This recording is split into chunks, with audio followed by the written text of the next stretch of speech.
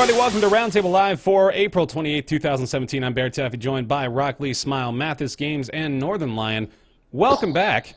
Welcome back to the program. Boys and girls, ladies and gentlemen, children of all ages, it is time once again for us to gather as one and discuss this beautiful industry.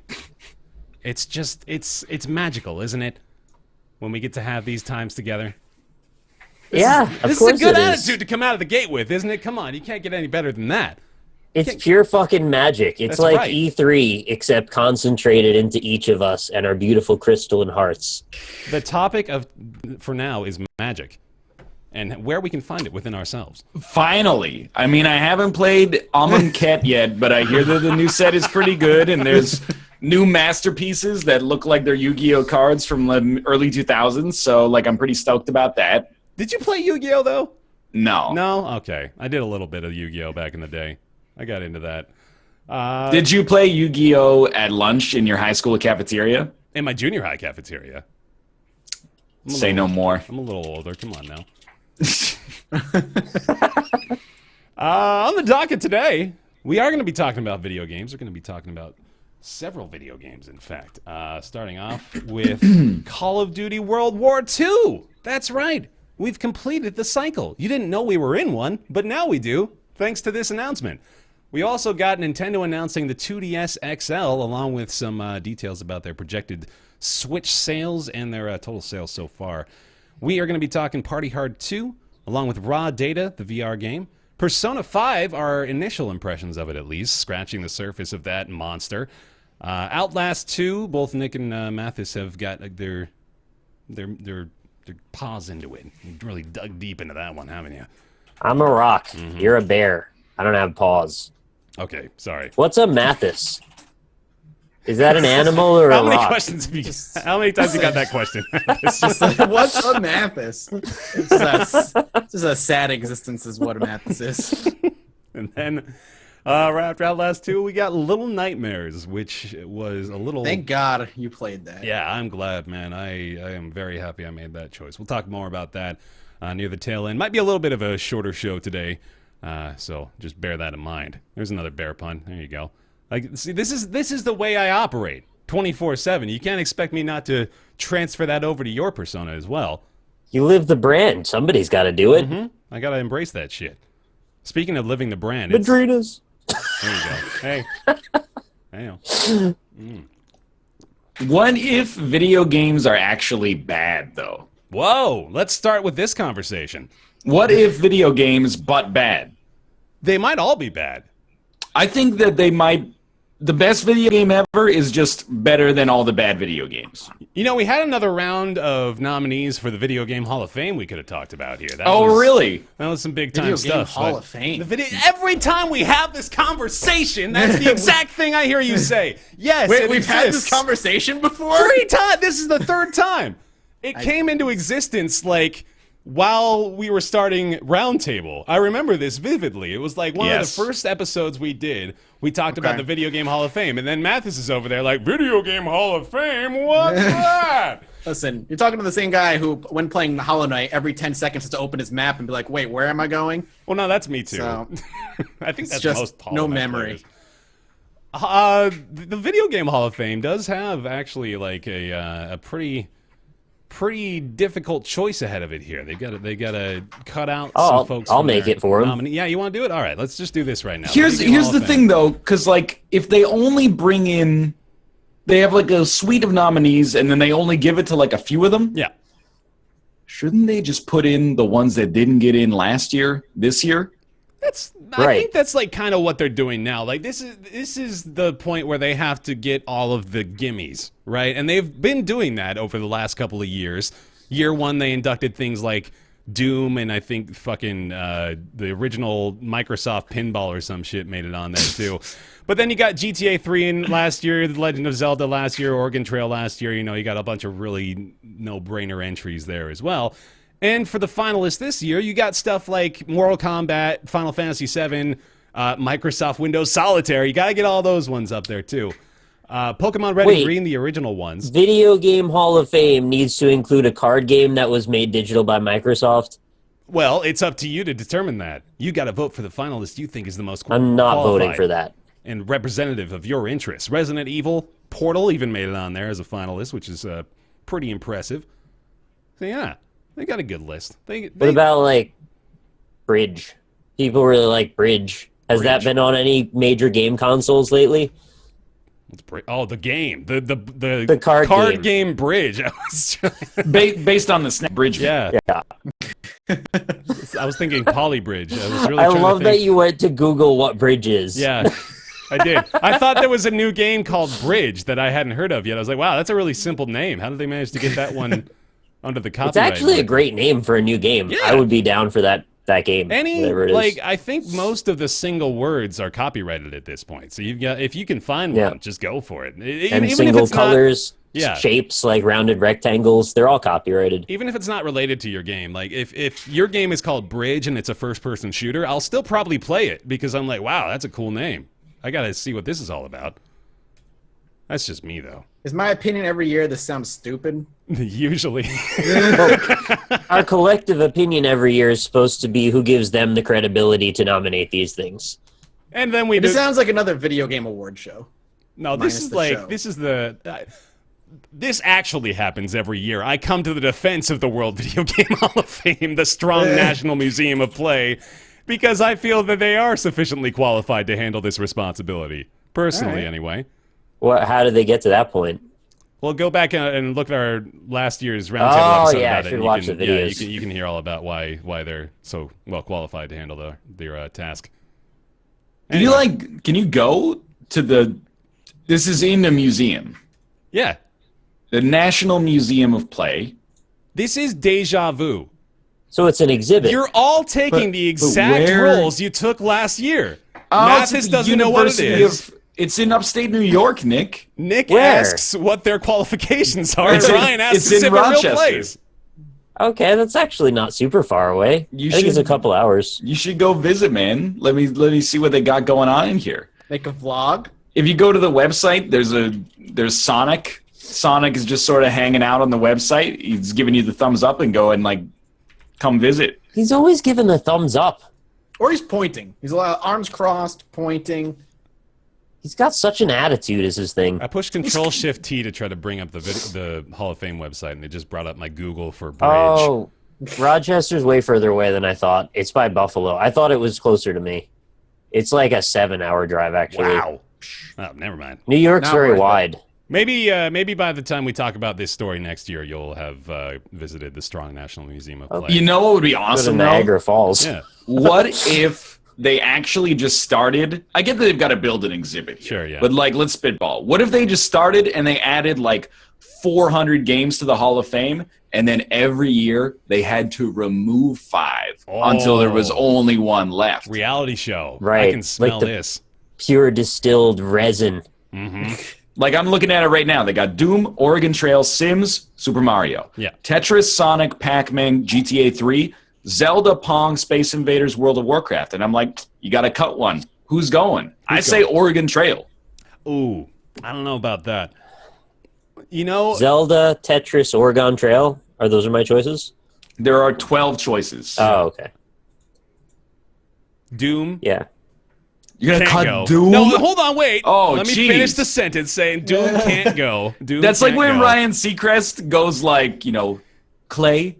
And then you're like, he had the best performance this week. There's no way. And he goes, you are not going home. You got to keep Gotta have Doom that. and Tetris. I don't think you can I really think argue Pong those. should stay too. Pong just for what it probably has got to accomplished. stay just on cultural value Historical, alone. Yeah. yeah. Mm-hmm. Space Invaders might get the cut for me. It might get the axe. It was about as culturally influential as Pong in another True, way. True. I want to Arcade, say yeah. that you're right that it probably should be cut, but I don't think I can do it. Well, you can't cut. There's a couple of these that you can't cut. Yeah. You can't cut Super Mario Brothers. Let me give you the visual here, Chad. Hold on. No, you definitely can't cut. Can't cut. Mario. You can't cut SMB. That's not. I don't think you can cut Pong, Space Invaders, or Pac-Man. As much I as was- I don't Pong was want to obsolete. say this, it might Don't be, say Tetris. It might be Sonic the Hedgehog. Thank you. Oh, yeah, okay. Yeah, I can agree with because that.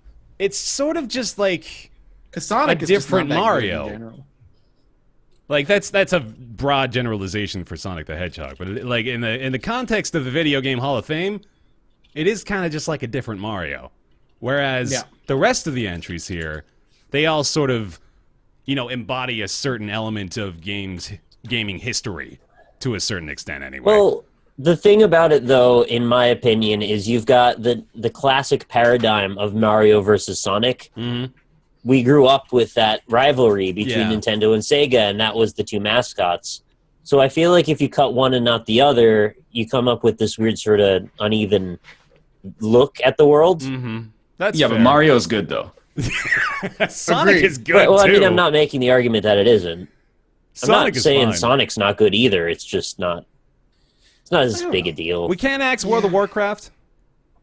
I think it's too significant. Yeah, WoW did a lot of things for just the online gaming industry. Mm-hmm.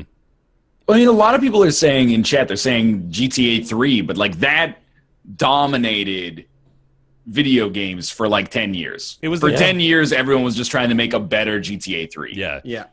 I haven't heard any that would be the obvious cut so far. Which is pretty indicative of the fact that they've done a fairly good job here, I'd say, right? The World Video Game Hall of Fame. I kind of think the Oregon Trail is sort of just like it's up there because it was on school computers. Like that's the Microsoft Solitaire of the first 12, I think, is that like the Carmen game Sandiego. Yeah, exactly. I mean, I would put that there instead, but like Oregon Trail is like fine, but it's not. I don't think it's as classic or influential as these. Yeah. People are saying Sims, but I think Sims is still you can't too count Sims. significant. No way. I think Sims was huge. Sims was. People are just either too young or don't remember how insanely huge Sims was and what Sims did for the industry. Sims had moms playing PC games, like back in what was that, 2001? I think pre-Facebook era. Yeah, 1999, 2000. That was unheard of, and I got the OG big box. Oh shit! Yeah, it's good. I like that. This is what you've become now. You just have all the boxes for all the computer games. I get like a handful a month. I grab like 5 big box. Wait, PCs. you're not even gonna shove it in my face? This guy's the one that accused you, and I've got 200,000 PS2 games. Oh, I didn't even think that. Yeah, go fuck yourself, Nick. All right, you know what? I'm gonna vote right now. Okay, go for it. There's Donkey Kong, Final Fantasy VII, Halo Combat Evolved, Microsoft Windows Solitaire, Mortal Kombat Mist, Pokemon Red and Green, Portal, Resident Evil, Street Fighter 2, Tomb Raider, Wii Sports. You only get one. I mean, you only get one. I know. So I'm thinking. Let me go through my reasoning. Donkey Kong, it's not that Should good. just be out. Yeah. You want to knock it out? Let's knock it out. Donkey Kong's cut. All right. Goodbye, I'm gonna Donkey skip. Kong. Donkey Kong, like, it's not that good. The movie's better. Microsoft Windows Solitaire, it's a hipster choice. Get out of there. But then everything else, I think, like, has where's a like chance. 3D pinball from the Windows I 3.1 think era, whatever it was. You got to go Pokemon Red and Green. I'm pretty. I think sure it has a case. I'm pretty it's sure got that's a the case. answer. Like it's got the cultural importance. It's got the sales. It's got like the actual good game mechanics behind it, and it's Pokemon. Like plenty of other arguments to make here, but that I think may stand head and shoulders above the competition for this round. I'd vote Pokemon if it was Pokemon Go. Well, like, there's some problems, right? Like, I sort of feel like for the era, Resident Evil and Tomb Raider are like the same game. Like they steal each other's votes in this situation, and like Mortal Kombat and Street Fighter 2 steal each other's votes. Halo also, I don't think, while it may be a later down the road entry, I don't think it really has as much of an argument as several of the other listed here. I disagree, but I also think they already got Doom in there. That was what I was thinking too. Yeah, does Halo need to be in there this year? That actually was my same thought. I'm like, they have Doom. Why do they need it? Why do they need Halo? I mean, I get what Halo did for the console first-person shooter. Yeah, Halo launched the Xbox and was one of the most successful FPSs of the last decade, and that is like it's a big pedigree, but they're not The last decade? the last couple decades. Well, not the last decade, huh? No, that's what am I thinking? Yeah, that's not. No. I'm back in 16-year-old Bear trying to talk about Halo 2's success. Just turn a phrase, really. Yeah. I think that Halo is specifically a culmination of the right time and the right technology more than that game itself did anything in particular that was that amazing. Yeah. It happened to turn into something good, but I think it was just sort of a fluke that it worked out as well as it did. 'Cause it was really all about how do we take the GoldenEye idea to the next level? Give it internet. What do people like? Give them Space Marines. So it's like let Doom. them free aim. Yeah, it's like Doom with free aim. Halo was not even originally going to be an FPS. It was going to be like It was going to be an RTS on Mac. Yeah, exactly. Yeah. I remember seeing those screenshots. It's like the culmination of Marathon. It was Bungie's old FPS that they just decided to kind of update and had even several weapon overlaps and everything. There's a bunch to it that's very much like Marathon. Yeah. So in that respect, I was on board because I love Marathon. But I don't know if it hit the nail as hard as the others. I think Pokemon is probably your strongest go. Wait, I just realized something. Weren't we going to do something else on the docket? How did we get here? Oh, yeah, I mean, we'll get there. Okay. Where's your vote going, Ryan? I don't know. Like, Why isn't Hollow Knight on there? don't even get me started. Oh. It depends on whether it's about quality, significance, or some composite factor of all of them. Like, 'cause I actually think like Final Fantasy VII is worse than it is significant, but it's extremely significant. So That's a fairly interesting observation, actually. Out of these, which is worse than it is significant? okay, well, Donkey Kong, yeah, Yeah. okay, fair, Final Fantasy VII, probably, Solitaire. yeah. I mean, that's a weird I don't know why argument, that's but yeah. Fucking. I mean, that might be it. The rest of them are pretty good. Mist is way better than it is significant. That's like the Yeah. complete opposite of the spectrum there. Wii Sports might be worse Yeah, maybe. than it is significant, but I Wii still Sports- really like it. Wii Sports Resort is way better than it is significant, but Wii Sports Very is true. probably worse than it is significant. All right, I'm going to vote for Pokemon. Okay. Yeah, that's a good choice. Let's That's all a take good our choice. bubbles. It's a good choice. So Pokemon has 38% of the votes. Good. Okay. Halo has 25. Mm-hmm. And the next closest is My guess would be Final Fantasy. Final Fantasy VII with 8%. Mm-hmm. Oh, wow. Street big Fighter drop. 2 with 7, and then they get pretty low after that. The lowest is the original Tomb Raider with Yeah, fair enough. 1.48%. Also, I got an issue, a correction here. I forgot that Halo 1 didn't have online. It was just LAN Correct. play at the time. It wasn't until Halo 2 that they added that in because Xbox Oh, Live wasn't I a got some thing at the great launch. LAN party memories with Halo, though. Well, actually, you could play Halo online. You just had to use Go through Xbox your Connect. computer or whatever. Yeah. Right. Use Xbox Connect to give like some forum Make a tunnel. in Dusseldorf Yeah. like access to your network, and then Yep. I My actually remember that. my bachelor party was a big Halo 1 LAN. We did it That's awesome. in like a so my friend's girlfriend at the time was working for this food processing plant, and they had a whole like Glamorous. first floor Mm-hmm. of this warehouse that they emptied out for us. Not like a first floor, but like a big room in the warehouse, and we filled it with Stinky Men consoles and CRT TVs, and oh man, that was a fucking Dude. treat. CRT TVs Oh, are yeah, the worst thing. But they're great for Halo 1 LANs. They're perfect for that. They do a much better job, actually. I had to get rid of some garbage, and there were two CRT TVs, and they were so heavy. Yeah. They're so heavy. Not fun to move around, but they're great to use. How do you bring those to a LAN party? One You time. have to rent a van? You do it once, and then you never do it again, because you learned your lesson. Jeez, flat panel monitors did the world a huge favor. Definitely. Every day I want to wake up and say thank you for flat panel monitors. And like the internet. also. Well, to a lesser extent. Secondarily, maybe. Yeah, mostly flat panel monitors did the world just all the solutions it needed. Hey, everybody. Hi. Call of Duty World War II is here. It's about time. I've been waiting for Call of Duty to tackle World War II. It was a matter of time when we saw Battlefield do World War I for Call of Duty to go back to World War II. True. It was a matter of time. Hey, I'm okay with it. It was gonna happen. It's a cycle. I remember the era of video games in the PS2 time where every shooter was a World War II shooter, and that's all you ever had. Yep. And it got so sick. And then Modern Warfare came around. It was like, oh my god, we can do like first-person shooters in the modern time, and it can be good.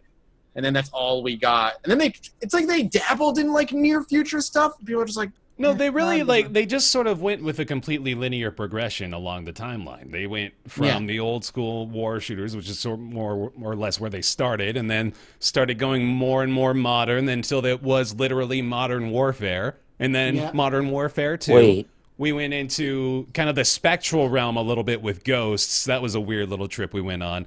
And then right on into the future. No, actually not right on into the future, gradually into the future with Advanced Warfare. So not modern anymore. Now we're looking at like 10, 20 years down the road.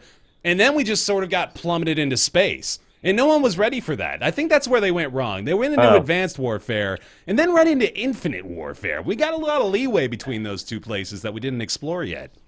I thought you just blew my mind for real, and that I never realized until today that every single Call of Duty takes place slightly ahead of the others. Well, it's not true, because Black Ops went back. What's the second part? Black Ops went back Ops. Yeah, because it was like Modern Warfare 2 and 3, and then Black Ops, which was like back to the 60s. But then didn't Black Ops 2 go like 2020s? The whole thing was a freaking hallucination, so I don't know.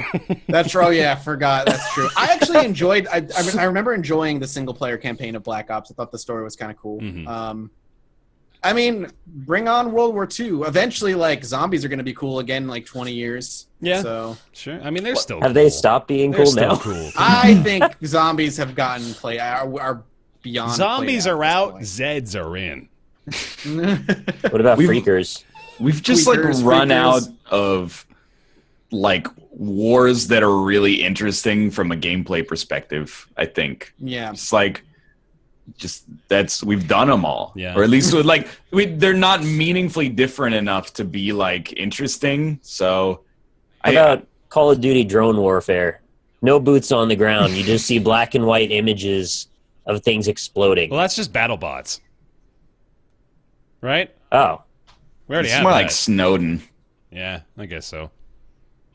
I just I feel like if you work in the industry making first-person shooters, there must come a time where you're like, done it all. What do we do? Like, we've been having the same discussion for like, I don't know, at least as long as I've been like cognizant of the quote-unquote discourse. People have been like, why don't they make like a Civil War FPS? Yeah. And then they can't because the guns don't load fast enough, or like and then stop fucking World War I Battlefield. But apparently, like they did a really good job with that. But then at some point, you're just playing the same mechanics in like a different universe, right? So yeah, and that's why I don't actually care at all about Call of Duty World War II. It's not like I don't care how it fits into the overarching narrative of like now World War II games are back.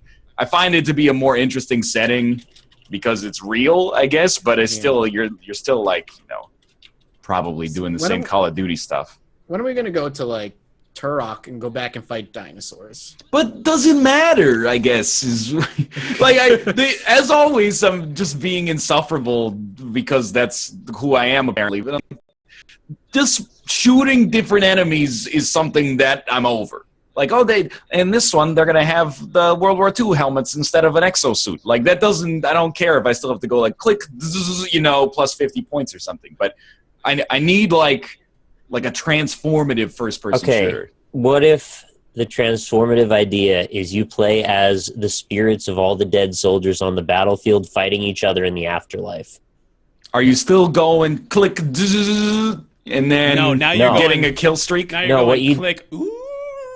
No. Wisp of smoke comes You out have of to the gun. hack their souls to suck their memories out and make them part of your own, to try and form a hive mind of warfare.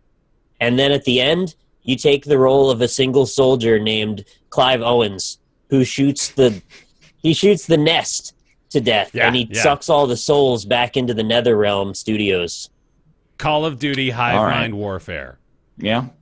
Yeah. All right, let's do You know it. what they should make it so that the H looks like a CL, so that it's like it's not just Hive Mind, it's also Clive Mind because of the guy's name. Clive Mind! Oh, there it is.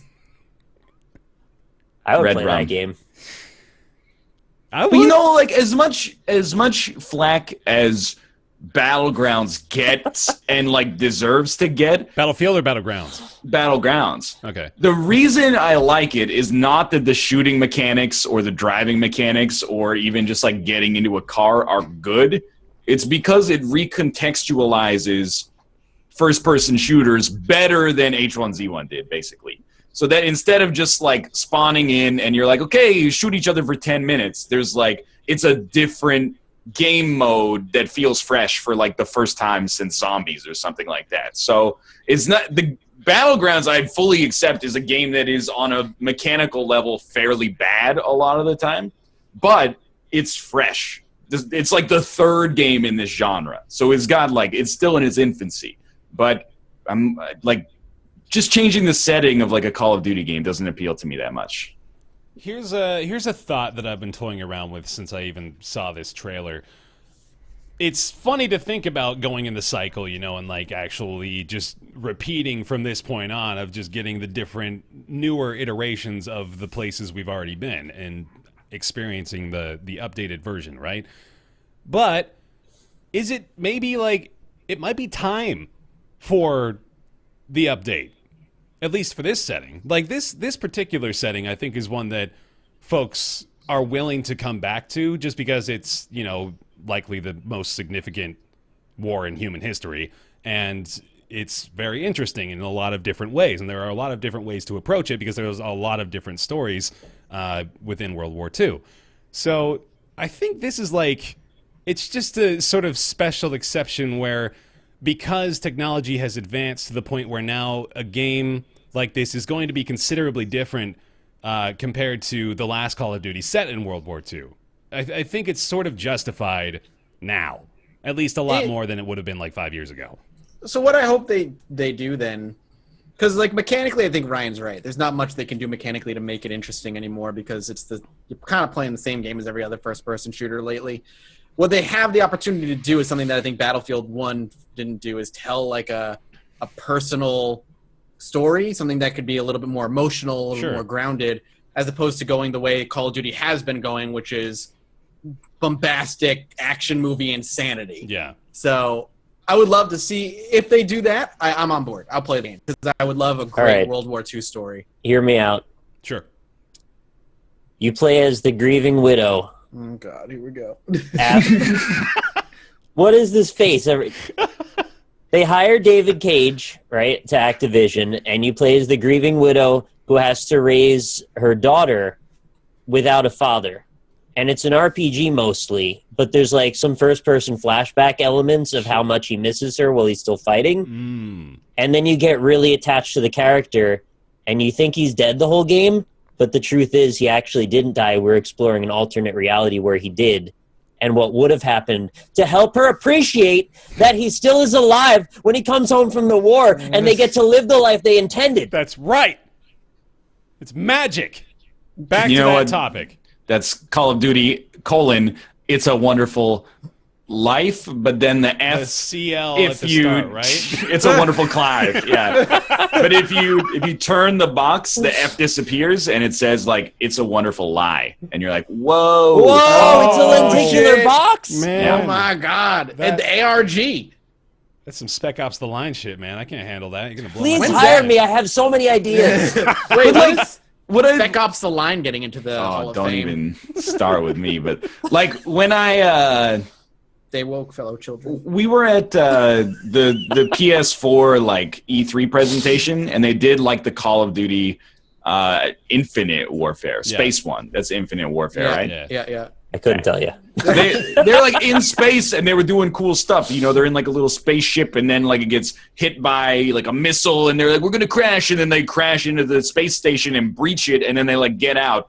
And then as soon as they get out, you know, your dude, I'm going to try to do it on my webcam here. You know, he pulls up like the SMG so it only pops up like right here. And then he's just like, oh, bogeys. You know, he's just doing the Call of Duty thing. Yeah. That's what I don't want them to do.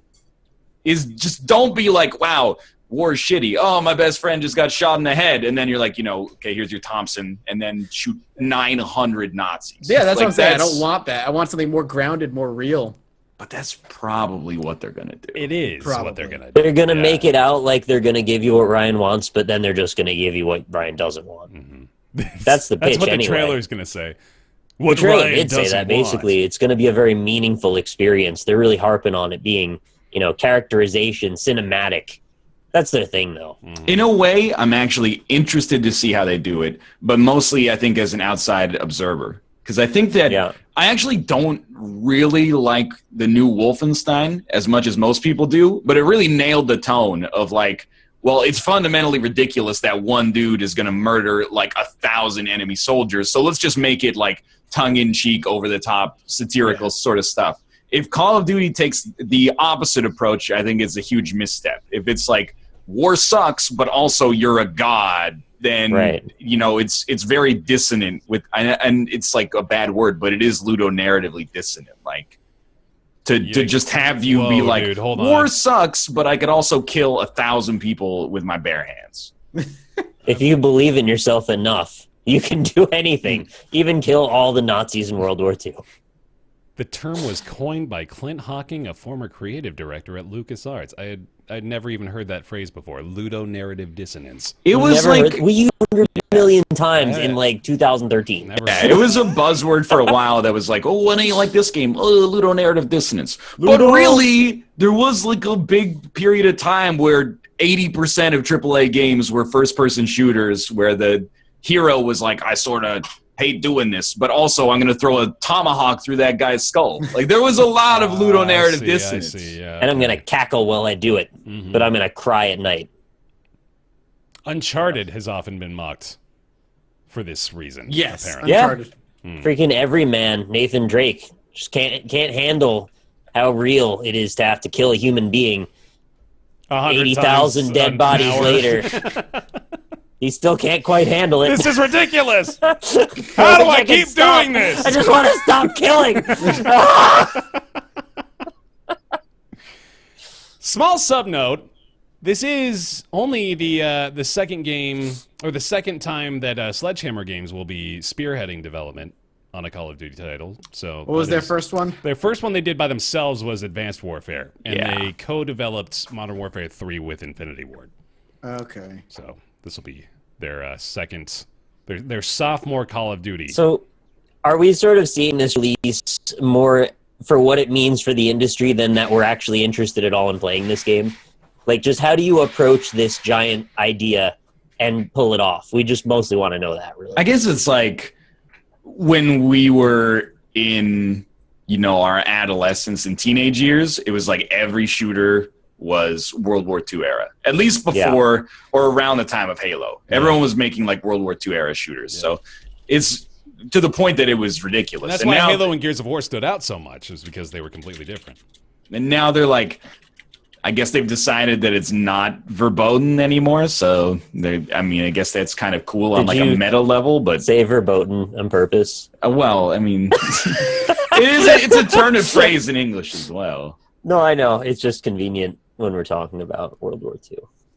I guess it's like, it is a good thing. At least it's not just another near future or distant future Call of Duty. Mm-hmm. Yeah. I don't think we'd be having nearly as in-depth of a conversation about it if it wasn't the World War II. I doubt we'd be talking about it at all. Yeah. What if it was like it was Call of Duty Primal, and it's like a Okay, war that- between two different tribes.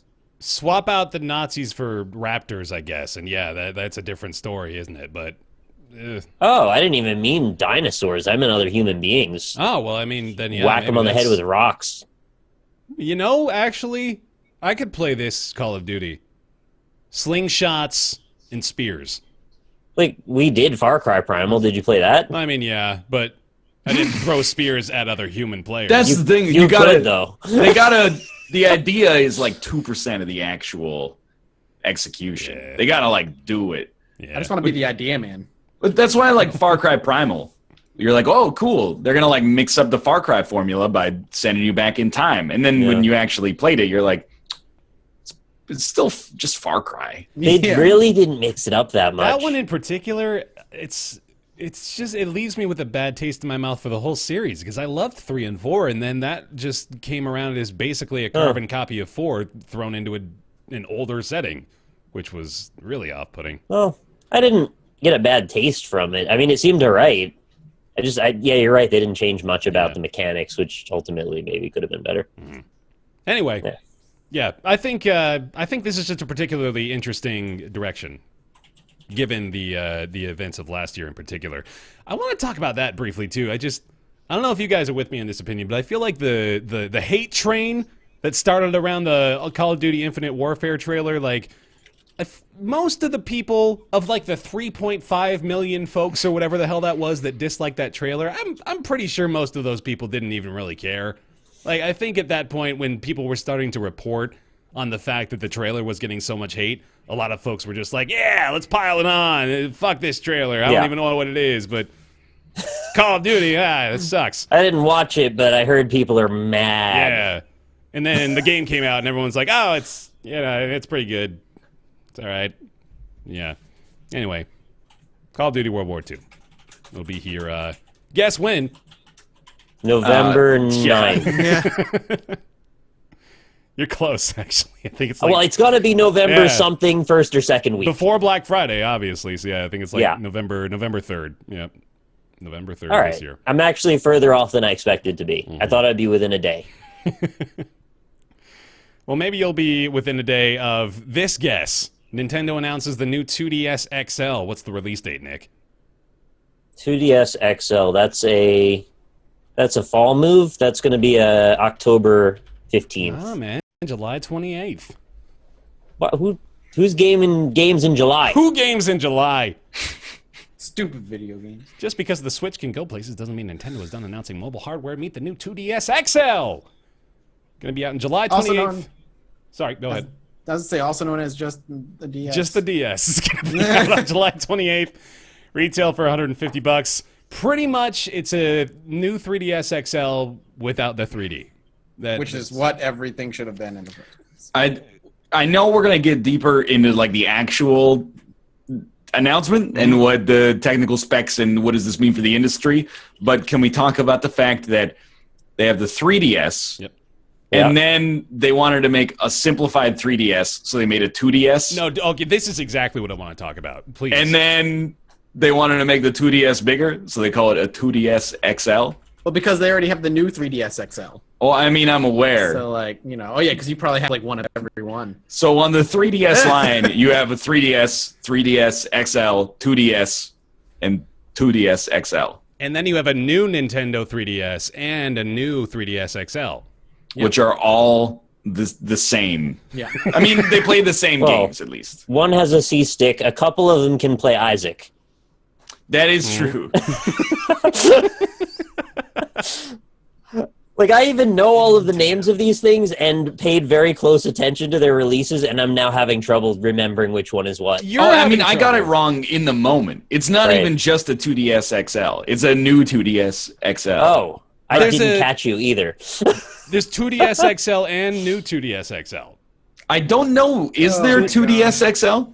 2DS XL doesn't exist. I think it's just the XL. Wait, 2DS regular doesn't exist. Is it new? New. Or is it new? New 2DS does not exist. Only new 2DS XL exists. I believe that's correct. I brain flooded myself so hard. Because I remember the 2DS didn't actually like snap close. Right. It was just like it was like just a awkward. tablet almost. Yeah, it was like a awkward. doorstop. It looked like the end of an axe. Yeah, it looked stupid. Yeah. Like a wedge. Why is Nintendo garbage at naming their shit? You can't use the word new ever for a piece of hardware. You can't name it that. It's so confusing after like 1 year. And then it's still the name, is the new 3DS XL. It's called like the 2DS Pro. Yeah. Done. Done. Easy. Just call it anything else that doesn't have the same fucking name in it. Like, we're getting confused. Imagine, like, a mother going into a GameStop trying to buy... Oh, that's a GameStop employee's wet dream. You can yeah. just sell her whatever you need. Put some fucking numbers at the end. The DS3, the DS4, Yeah. the DS5. Well, they can't because they have numbers at the beginning. Put the numbers at the end and the beginning. Can I get one of those 2DS2s? You get a little bit of that 3D, Can I get 3D. new 3DS XL 3.2 Pro, It's please? actually going to be like me going into a hardware store, you know, and you're Yeah. like, I need some screws. And they, what kind of screws do you need? A 3 1/4, 8 1/11 inch? And I'm like, they're kind of like this big, and I need them to go through wood. This article is about the Nintendo 3DS and its larger model, the Nintendo 3DS XL. For the current revision, see new Nintendo 3DS. For the budget model, see Nintendo 2DS. For the entire 3DS series, see Nintendo 3DS Family. 3DS redirects here. I mean, that's too much. They need to hand out a pamphlet to anyone that wants to buy them. This is a genuine question, though. But I need to think about how to phrase it. Okay. But I want to be clear because it's going to sound like a joke that I'm actually asking an honest question I want an answer for. That sounds demanding, but let's just get on with it. We got enough prefaces. We're good. What is the selling point of the new 2DS XL?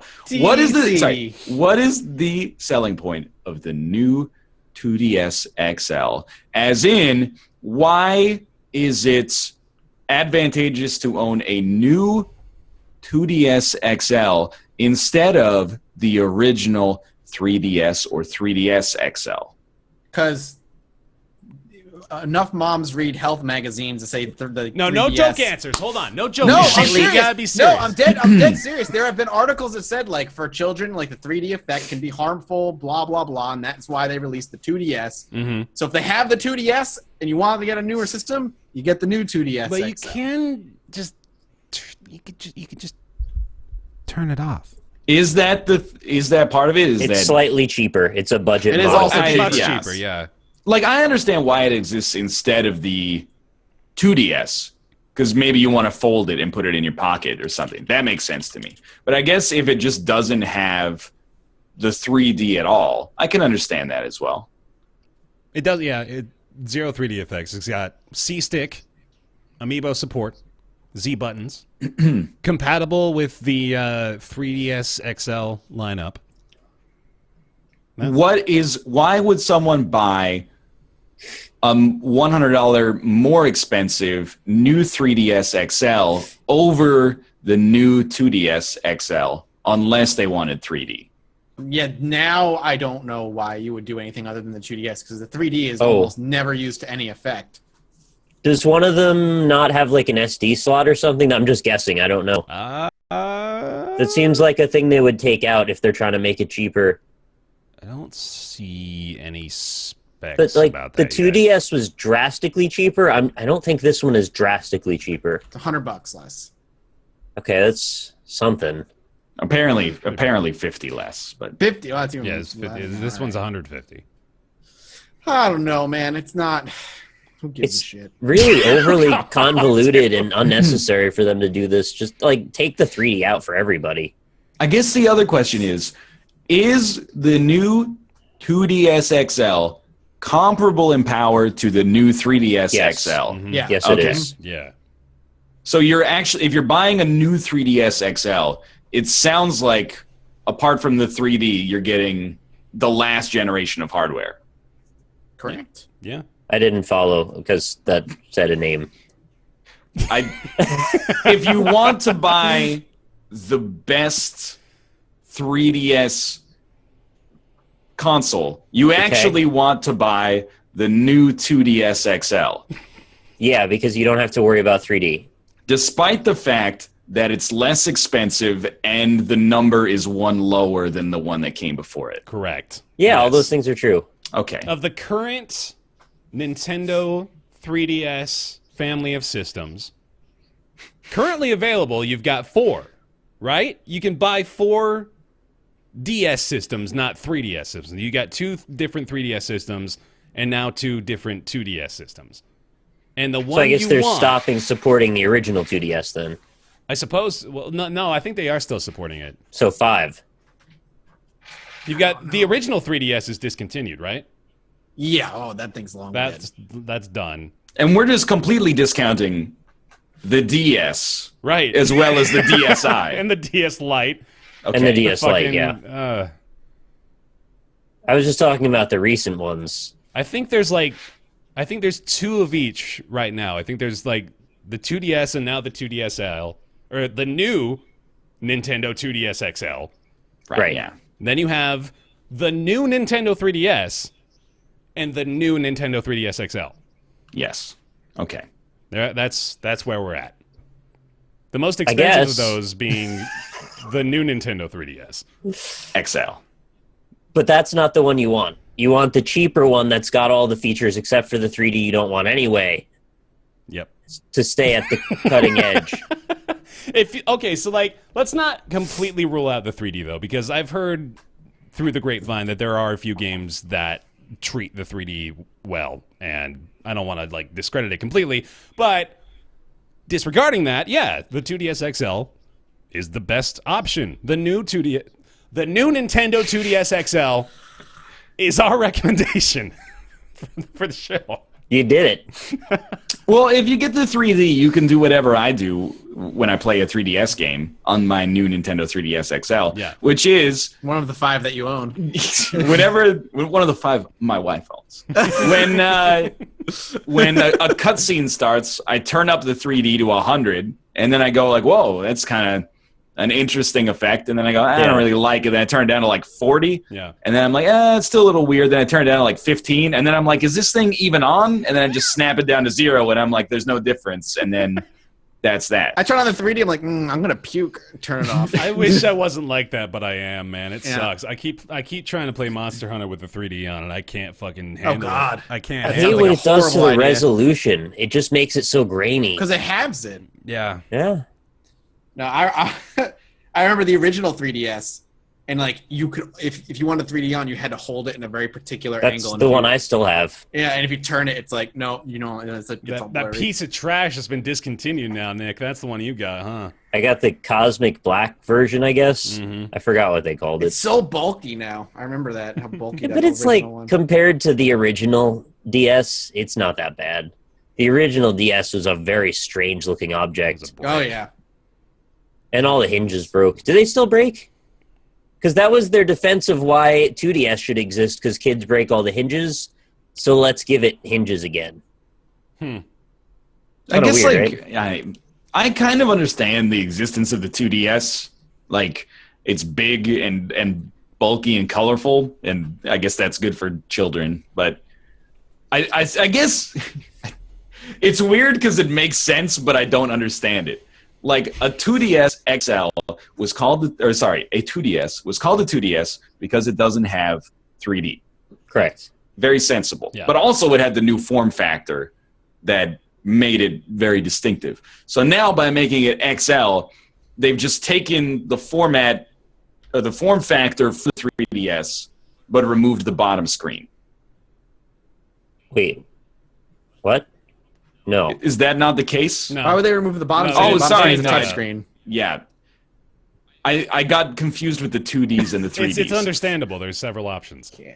I forgot when I first saw this, I actually thought it was just the bottom screen with an attachment that you then put your cell phone into on top. To be honest with you. Yeah, But you can see it actually. Oh, All my right. God. I'm just confused, Yeah, really. we all No, are, man. stop. We all are. It's time to stop. I mean, I am actually of all the Nintendo stuff, I'm the least cynical about the handhelds, even though people are like, well, the Switch is sort of supposed to Yeah. eat that. But it's a circle jerk, but I wish the name was better because it's just confusing. It's like a Who Wants to Be a Millionaire fastest finger question is put these 4 Nintendo handhelds in Good the order that fucking they luck. were released. Yeah. You'd be like, oh my God. You're telling me that all the 3DSs came out before the 2DS? Except for the last 2DS. Yeah. The new 2DS is the newest of all of them. Like, And then the last question when you do get in the chair is put these 4 Call of Duties in order. Infinite, Advanced, Modern. Black Ops. I love it. It's the theme of Ghost. the show today, man. Is the cycle. I like it. We're confused is the theme. Yeah, absolutely. Oh, God. All right. Well, I mean, talking about the Switch as well, we do have this quick little tidbit of Nintendo predicting Switch sales of nearly 13 million by next April. That comes off of data of them expecting to sell 2.74 million Switch units for the rest of this month, total, I believe. Comparably speaking, as far as Nintendo's history goes, that will be, assuming the forecast holds true, that will be more units than the Wii U has sold in its lifetime. Wow. Crazily enough, the Wii U selling, I believe, just under 13 million units total. Damn. The Wii U was just beta. The Wii, Switch. yeah, exactly.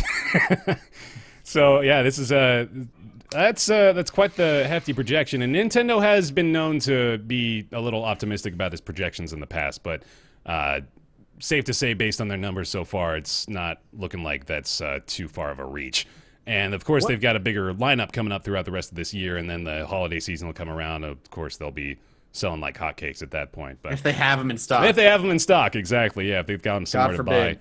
I did kind of want to do another just quick check-in with you guys. How have your Switches been treating you? I don't have one. Well, there you go. That's the update. I'm done with just- Zelda, so I'm done with the Switch. So there you go. It's how it always goes. Like, when a new console comes out, you get something at launch, and then it could be a while. Yeah. The Wii U was really bad for it, but, Yeah. you know, assuming, I guess, like, the Mario Kart 8 remake is out now. I dropped today, didn't it? Today, Yeah. I think, yeah. So that's pretty cool. But, like, apart from that, you are just kind of waiting. Everyone's waiting until Mario, I guess. Sure. And then it's kind of like, I guess we'll evaluate at that point. I think, what's the, ARMS is coming along pretty soon here as well, isn't it? But And then, like, I don't want to be cynical. I know, like, our reputation precedes us whenever we talk about console stuff. We're like, we have a tendency to be cynical. But ARMS, I don't want to say this, but it's gonna be sort of bad. I haven't played it, so this is very ignorant of me, but it's just gonna be not that good. And I say that because I've lived this already with, like, Red Steel, and I'm trying to think of, like, the other stuff that came out for the Wii U, Red where you're Steel like, 2. well, on the Wii U, Project you're Hammer. on the Wii U, you're like, just wait till the wonderful 101 comes out, and that'll solve all your problems. Sure, and you're like, yeah. yeah, I mean, it looks cool, but it's gonna be like The it's not wonderful gonna number be 9. That good. I think I don't necessarily think it's gonna be bad, but this is an archetypical, like, console launch window game of, like, we're gonna use the gimmick, but usually it doesn't really work out that well. Sometimes it does. Will you eat your words if it becomes the next Splatoon? Absolutely. I mean, I sincerely will. That doesn't bother me. I'm trying But to, I I'm don't think it's always gonna. right, so yeah, that's the problem. objectively speaking, for tough. sure. So I really was just trying to, off the top of my head, remember the rest of their lineup upcoming for the remainder of the year. You've got Splatoon 2, right, which is coming down the pipeline pretty soon. Then ARMS, and then Mario Odyssey. Were there other big ones this year, or There was was that I don't that remember. SMT game, if that was this year. Well, are we talking about for us, or like for the console as, like, where does it fit in the industry? I thought plenty of people liked the SMT series. We'll say SMT? Shin Megami Tensei. What's coming out on the Switch for that? Just There like was- an unannounced Shin Yeah, Megami that- Tensei title? Mhm. Oh, okay.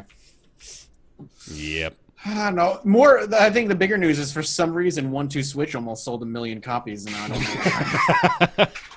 Well, there is $50. there's the obvious part of this story too, which is the fact that Breath of the Wild has something like an Yeah. over 100% attach rate to the, That's really to the funny. console right now, which is crazy. I don't even know how that works, but, like, I guess that just means, like, more copies of the Switch Zelda have sold than the console itself, or something like that. But yeah, that is clearly what's driving the hype machine right now, anyway. to be like more bullish than usual, I actually think if Splatoon 2 and Mario are good, then the console will probably be fine. Mm-hmm.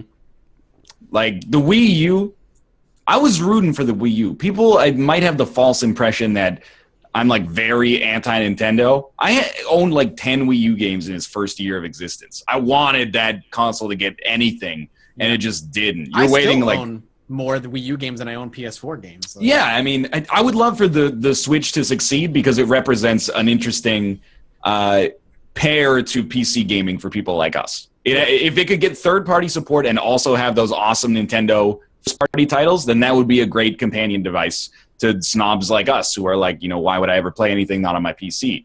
So I would really like to see it succeed. It just didn't happen with the Wii U. And I got into these arguments like 5 years ago before I was smart enough to not just spend all day arguing on Twitter where I'd be like, the Wii U seems like it's not getting a lot of third-party support. People were sincerely like, just wait. Bayonetta 2 is going to change the game. And then eventually, it was good, but you need more than that. You need like a critical mass behind it. Gave you Bayonetta 1 with it too for free, which is like the most goodwill they could have ever given. Yeah. And that wasn't enough. Yeah. Disappointing. Now Bayonetta's out on Steam, and Yeah. Vanguard sounds like it's about to hit Steam too, apparently. Which Vanquish. Vanquish. Yeah. Sorry, Vanquish, you are correct. The fucking show theme, man, coming full circle on everything. The All the way freaking through. Bayonetta announcement shocked me to the core. Yeah. To the core. That is heavy, man. I was just minding my business, and then Bayonetta exists Where now. were you when Bayonetta was announced? I on didn't PC? have any idea they were even developing it for PC. They're even I think it porting was a it at all. surprise for everybody. I think it was, but that was a hell of Yeah. a surprise. For sure. So well Agreed. played. You got me. Have the switches bent anymore since we last discussed? I don't know if it's bent anymore. It has started its little curvature for myself, but it's not. Yeah. It hasn't affected the way the system works. I will say, to the Switch's credit, what I just because it's a unique situation to us, really. But when I went to LA, like bringing the Switch and just hooking it up to the TV and having like a night after like playing and doing all the tournaments, just chill in bed and play Zelda like on the TV, just that easy was really nice. That was really nice. Dope. So I did that a lot on my Wii U because it does that as long as you don't leave your house. that's the important part. Have you done My any, Wii U, I actually couldn't play on the toilet when the console was in the other room. So Oh. that I really soured on remote play on the Wii U, and I was That like, sucks. I'm gonna keep playing, probably something pretty bad. Like you I'm couldn't gonna leave keep the playing room? Wipeout while I poop, and then you just like can't, unfortunately. Dog, I've been Can't playing games on the shitter ever since we had mirrors. That's all you need. Just gotta Set up angle like that a shit weird correctly. Yeah, mirrors. exactly. Just need a long enough wired controller, man. You're Gucci. Gucci fam. Hell yeah. All right. Squad up. Let's roll into this next segment. What is it? Party Hard 2. Mathis. hit me Oh, up. You don't. All right, you ready? Yes, It's a long absolutely. segment. So Party Hard 2, I think it's like, I think anybody can go download the Alpha 1. It is a single level. Oh. It's just one level, and it is Party Hard, but objectives. The Sweet. end. All right, here we go. On to raw data. That's all it is. Yeah. It is the same gameplay, traps and murdering and cops being called, but you have a list of objectives for each level. Yeah. It's not just kill everybody. It's the tutorial level is kill 5 drug dealers, kill 4 chemists, hide a body, And a partridge in a pear tree. It sounds like and, Spy like- Party. it's the same mechanics. He just wanted his Christmas bonus. Thing. Now it's I did find it weird that you're going into a party and like killing like drug dealers and chemists and stuff. So I don't know if you're like supposed to be like this good guy now. sort or of like a something. Robin Hood of murder. Yeah. Okay. You know. I can get behind that. And Yeah, chemists. It is chemists. Chat. It's Mm-hmm. just that's what it says on the objective. It's a bunch of dudes in like white hazmat suits, like off in the garage of where they're having a party making drugs. Hell yeah. Party Hard. I hate that I'm so cynical about this game, but I don't get why they needed to make a sequel.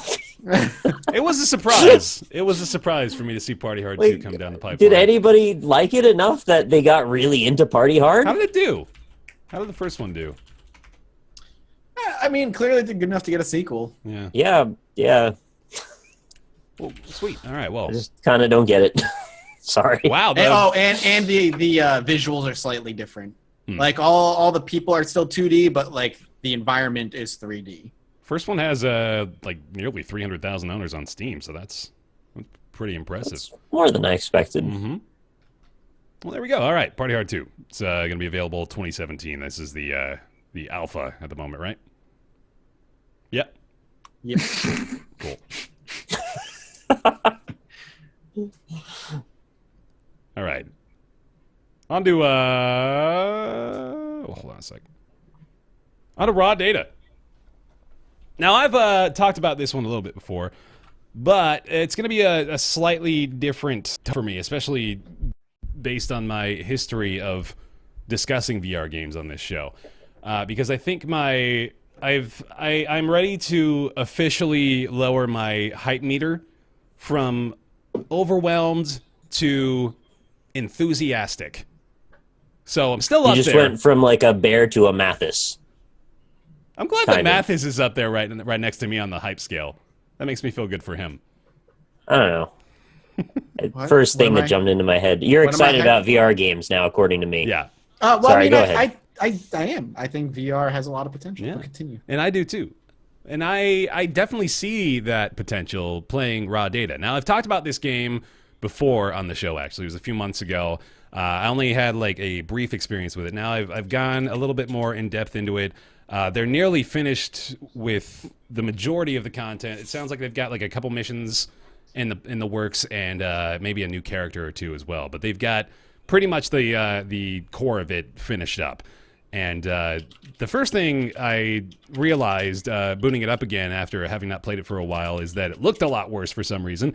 Then I realized immediately after that there were graphics settings now and changes had been made to the menus. So I went in there and I adjusted those, and it looks really good once you adjust the settings properly, actually. So that was a pleasant surprise. It really looked visually impressive, even in like, you know, lower res VR. It was like, wow, this is one of the better looking representations of arms and countertops that I've seen so far. Sweet. But yeah, so as far as the actual gameplay is concerned, it's just combat more or less. You have like these enclosed areas where these cyborg robots will come storming at you from out of, you know, like encasements and stuff. And there's a doorway that'll open up, and more of them will come through there as well. And you have more or less free range of movement around this room, so you can teleport from point to point. And you can also interact with enemies through your teleport, which is a pretty cool function. So, for example, if you're playing as the ninja guy, you can teleport and keep your sword to your side, and as you're moving forward in the teleport, your sword will cut through anything in your path. So if you teleport like from one side of the enemy to the other, you'll just like cut right through them, and that's pretty awesome, especially when Isn't that exactly the opposite of what a teleport is? I guess so. Think about it. The sword should jump from point A to point B, I guess but it so. stays. Fine, yeah. It sounds less like a teleport and more like you're moving at high speed. You're It's right. a dash. It's a warp then. Is that Sorry better? to be pedantic. It just struck me. Sorry, man. Fuck. So it's a warp dash. You cut enemies in half with. It's fun. And the new character they added, actually, his name is Boss. You either use this big old shotgun, which it's kind of funny actually to change characters in there, because you'll be playing as this ninja and you're really nimble and smaller, and you can look at your arms and you see they're a lot skinnier and you feel lower to the ground even. And then you change to this guy named Boss, and he's this big bulky dude with a huge shotgun, and he like feels different. And of course, you know, the arms are much bigger and different as well, and that is reflected in the gameplay, which is pretty dope. But yeah, like just playing that, taking that big old thing out, lugging it around, and moving very slow and lumbery is, you know, like it's a new experience that's cool. But as far as my takeaway now, I was impressed with what I saw, but I think, like I said, my enthusiasm overall for it has like lowered, just because I realize now that while I think this game is awesome and a lot of fun, I can't really enjoy it properly with the current hardware limitations. And I think that's going to be, you know, pretty much the same story for a lot of games like this that are mostly combat focused, because while it is really unique and interesting to cut through waves of enemies in a VR space, like it's fucking awesome, you know? Like, it is the future. It's those video games that we watched in sci-fi movies where these kids would put on a headset and go cut robots in half. It didn't look like anything was happening, but it was really there. Like, I love that that's what I'm doing now. But I think it needs to be wireless. It needs to have a lighter headset, and it needs just like those V2 improvements that we always talk about with VR that would really make it so much more enjoyable, just because I can't physically do it as long as I want to. I cannot last long enough, to enjoy it the way I want to. So yeah, it's just I'm losing a little bit of my childlike wonder, I guess, about VR at this point, just because I can't play it, and that does really just make it a lot tougher. You know what else makes things tougher is every member of your show fucking with you for an entire segment while you attempt to explain your thoughts on a subject, but we won't get into that. But Raw Data is still currently in early access. It's $40 on Steam. I am still enthusiastic, as I mentioned, but it's gonna need to, the hardware itself is gonna need to improve significantly before I can really strongly recommend experiences in games like this. All right, I'm done. Can this just be like our new uniform for VR segment? Yeah, that's fine. You can do that. Whoa! What do you see? It's like I'm really on the Roundtable Podcast. And you're all extremely orange. That's dope. I look up and I just see the underside of a mushroom. And then there's Forrest Gump playing over there. Oh, look, it's a bunch of condescending assholes. Oh, that's cool. He's got us booted up.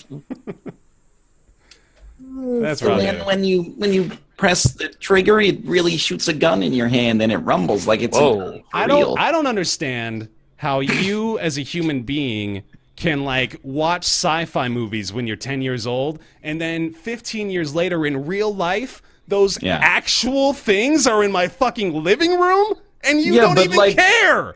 A little bit less. Most of the movies that have like a segment where they put on a headset and fight cyborgs are like bad, and then the games that they emulate that are also not that good. There's no even like little bit of J. Smith OTI in your brain still that's just blown away by the wonder of it all. No. When I play Space Pirate Trainer and then like I use the shield to deflect the laser into the turret, I'm like, that's incredible. Yeah. And then when you do it like twice, you're like, all right, you can do that now. Like it's just it needs more of the substantial stuff than just the novelty right now. I think like I'm still glowing about just being able to do it. So maybe like I'm de-escalating down the scale, but I think it's still going to be a little while until I'm at that level. But you know, I hope that one day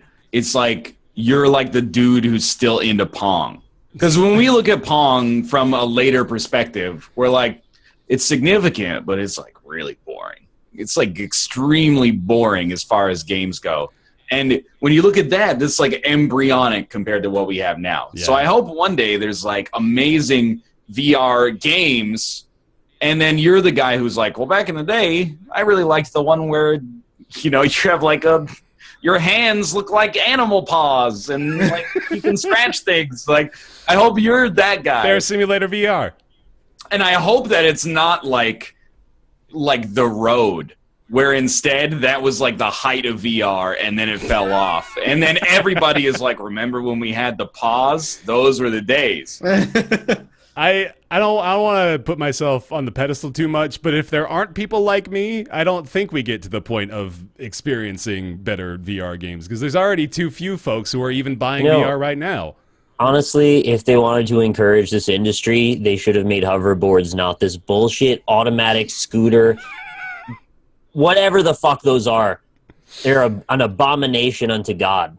I'm just glad that... It's called a hoverboard. She doesn't even hover. I'm just glad that we can all talk to each other. That's really what I'm happy about. Well, I mean, the VR thing is like, it's a catch-22, right? How so? You're like, well, if you're thinking about buying VR stuff right now, you're like, why would I pay $800 or more to get hooked up for it unless there's a killer app? But if you're developing and you have the resources maybe to make an amazing game, you're like, why am I going to make an amazing game when there's only like 300,000 people that even own this stuff? Yeah. You know, it's going to take you're going to have to get a Zelda install rate to actually make money on this thing. Mm-hmm. So you're kind of at we need the U.S. Treasury to print like $1 billion and then just give it to Gabe Newell. A few AAA developers and be like, just make something great and then like seed the industry, Prometheus the industry. I mean, what you're saying is probably what Valve is just doing with their own money. They're seeding the VR space because I think you're right. Got an image of Gabe Newell falling into a waterfall. Sorry. I genuinely believe that's what's happening because it makes sense from Steam or from Valve's perspective as well to do that because, you know, it's their product. So, yeah, I'm pretty sure that'll be taking place. Anyway.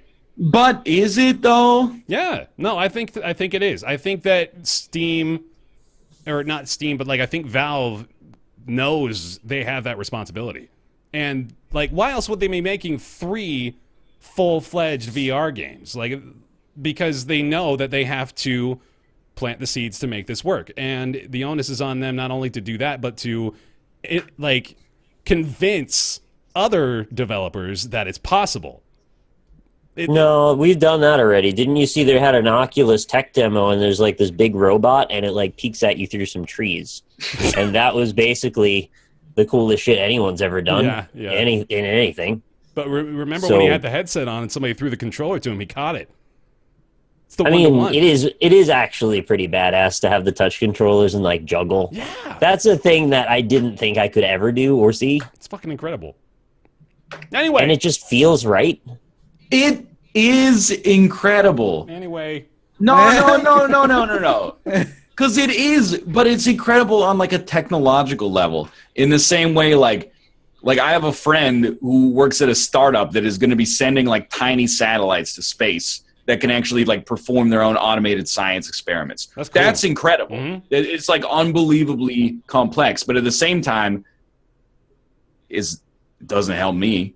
Directly, at least. So, like, this being able to juggle in virtual reality, when I'm doing it, I'm like, wow, it's amazing. Like, how do they, on a programming level, how do they do this? It's like you're programming in 4 dimensions almost. From a technical standpoint and engineering, how did they build this? Like, I didn't even know, like, half of this stuff exists. What's up with these? Why does the Vive controller have these circular things at the top? Like, I wonder what those are good for. What are those good for? I'm not thinking, like, I'm juggling. You know? I'm actually, like... I'm just in awe of it from a scientific level. What is that? I think it's for easier tracking. Yeah. They got all over the place. It probably can send reflected light through the hole to see if your finger's depressing the trigger or not. Or is that just a completely stupid thing? When you push the trigger, it sends a signal to the computer, I'm pretty sure. Uh-huh. I just wanted there to be a reason for it to work that way, I guess. Yeah, we all do. All right. Yeah. Wait, so why is VR bad? They just there hasn't been the game. Full stop. Raw data is not the game either. But what raw data can do is exciting to me. And is now like the point I'm trying to make is that the hardware needs to get better to facilitate the software getting better.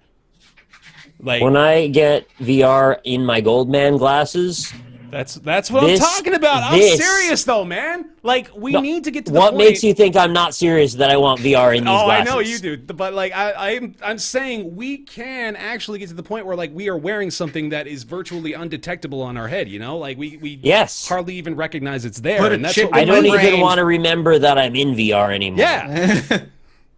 I guess that okay. I'll pivot from the Northern Lion. Where's the great killer app consensus that I always end up on, and instead go to headset's too heavy, and I keep stepping on the cord. Yeah, and that's fine. That's got to be the next fix. I agree with you. Like, it's an issue. It sucks.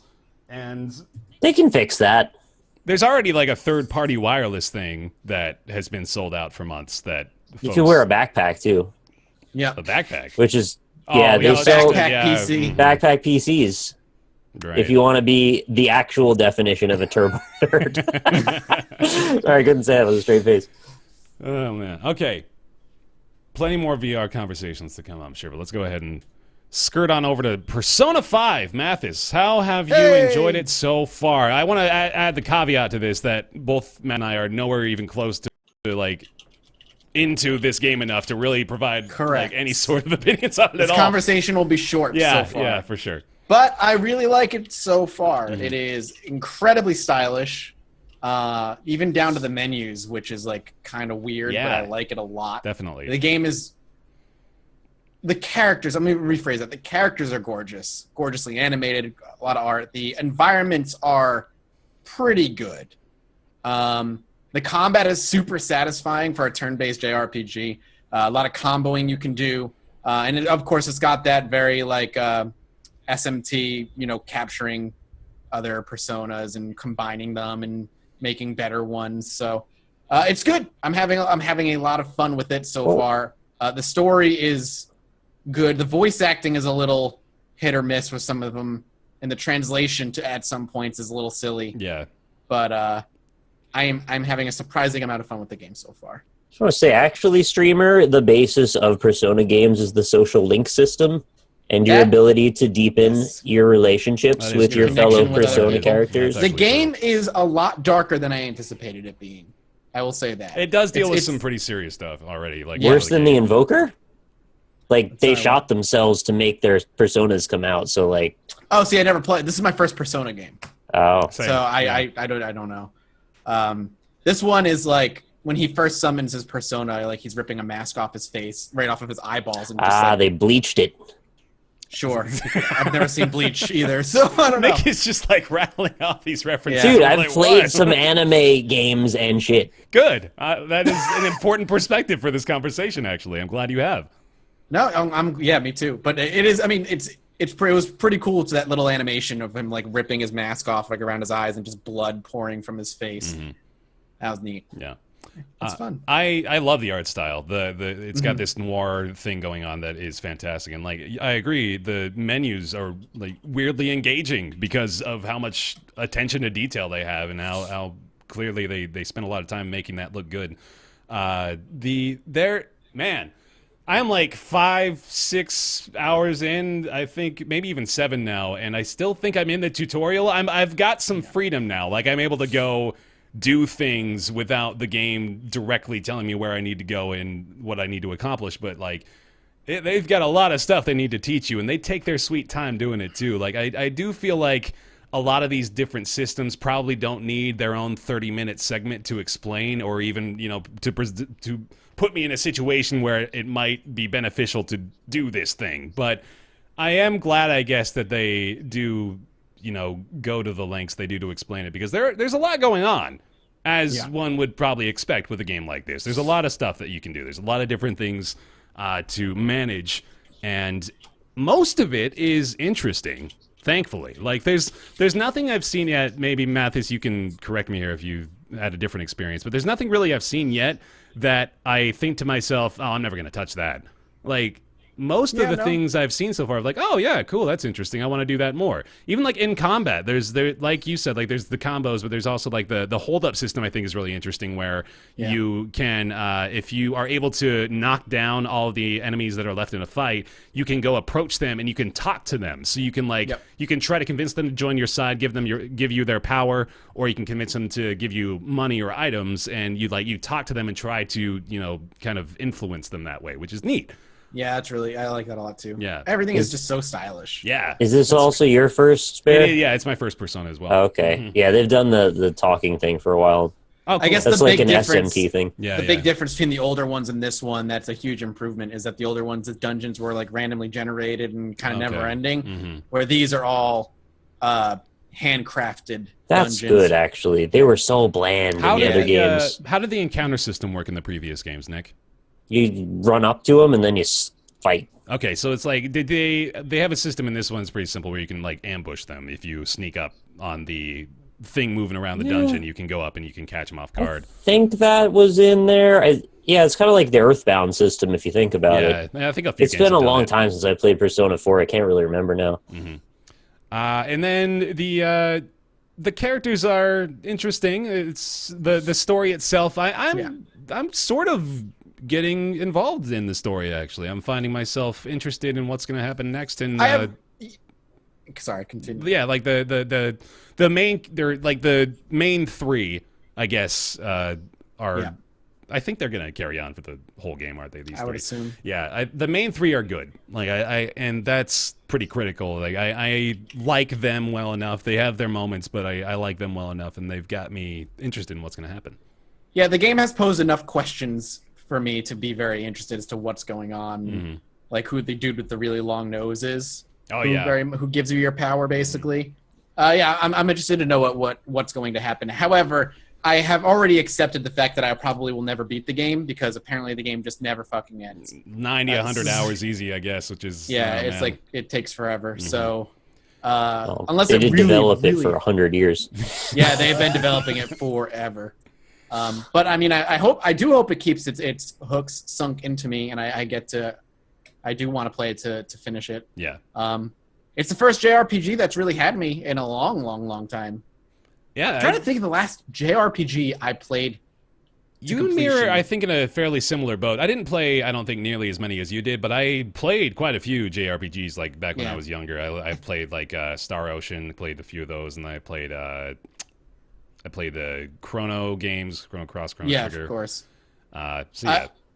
I think the last JRPG that I finished was Blue Dragon and Lost Odyssey. Those were the last two from that same company. Blue Dragon was great. Yeah. And actually, this reminds me of Blue Dragon because of the way Personas work. It's the same way that, like, the dragon and stuff that you summon in Blue Dragon worked. What's up, Nick? Did you do Enchanted Arms or Infinite Undiscovery? You're making me think of all the 360 JRPGs that there were so many. I remember wanting those to be good, and then that was back before, I couldn't afford the game, so I'd wait for the reviews, and like those reviews like talked me off. I was like, those don't seem very good. There were loners from GameStop. You should be like, hey, I'm just going to take this one out for 2 days and probably not even get 2 hours into it.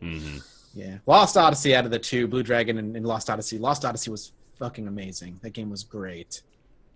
Yeah, I'm in a similar boat with Persona 5 where I'm fairly certain I won't finish it, and I also learned my lesson about streaming games like this in that, I've been playing this in like 1 to 2 hour bursts, which is not good for the audience. It's great for me, that's how I'm experiencing, and that's how I am capable of experiencing it, but man, this game would require some serious dedication. Fair, I've got good news regarding streaming that game. You only have to play until July. Oh, no, they changed updated it, though. They pushed it to November. Oh boy! Wait, so they're just gonna give us a new post-release embargo every so often? Or you can just be like literally every streamer ever and ignore them. Yeah. It's fucking hilarious to me that they didn't just remove the limitation. They pushed it back in game. Every streamer's just ignoring them. Yeah. Dan's Gaming is almost done with the game. Sam is I think he beat it on stream yesterday or the day before. Because Sam doesn't know when to stop streaming ever. He just fucking streams his whole life. Nobody follows what Atlas's rules were. It's just like if you're a big enough streamer, you don't really have to worry. But if you're not, then it's like you're rolling the dice with your whole channel. Yeah, if you're Twitch royalty, you're fine. Yeah, but anyway, we'll maybe even come back to it at a later date, depending on how much more we play. But that is Persona 5, our initial impressions. That is, of course, PS4 exclusive. Yeah. Only $60. All right. Hey, Nick. Want to talk about Outlast 2? Oh, hell yes. I mean, I don't really want to, but I will. Yeah, baby. Here we go. I know. Before, Nick, I haven't finished it yet. So neither have I. Okay, cool. I didn't get back to playing it, actually. I've got about 4-something hours, maybe 5. I think I'm barely ahead of where you are. So for those that are not familiar with Outlast, it is a first-person horror stealth, kind of stealth, but it's like heavy quotes. Yeah, lots of quotes, like 6 or 7 quotes around the word stealth, and then also just as many quotes around parkour. because they really want to emphasize that movement is a big important factor in this game, yet they sort of limit it and make it really awkward a lot. Yeah. So they kind of design the game around conventions that they subvert for some reason. So you're a man who finds himself in a helicopter with his reporter wife. They're going to tell a story to do a news thing, and then the helicopter crashes, and then they find that they're in a town full of crazy religious zealots, and you're going to look for your wife, and in the course of that, you encounter many horror tropes and a lot of dark areas and also running. And that's kind of Outlast 2. No, I mean, I really want to be like, you're wrong, but you're really right. Outlast 2 is a...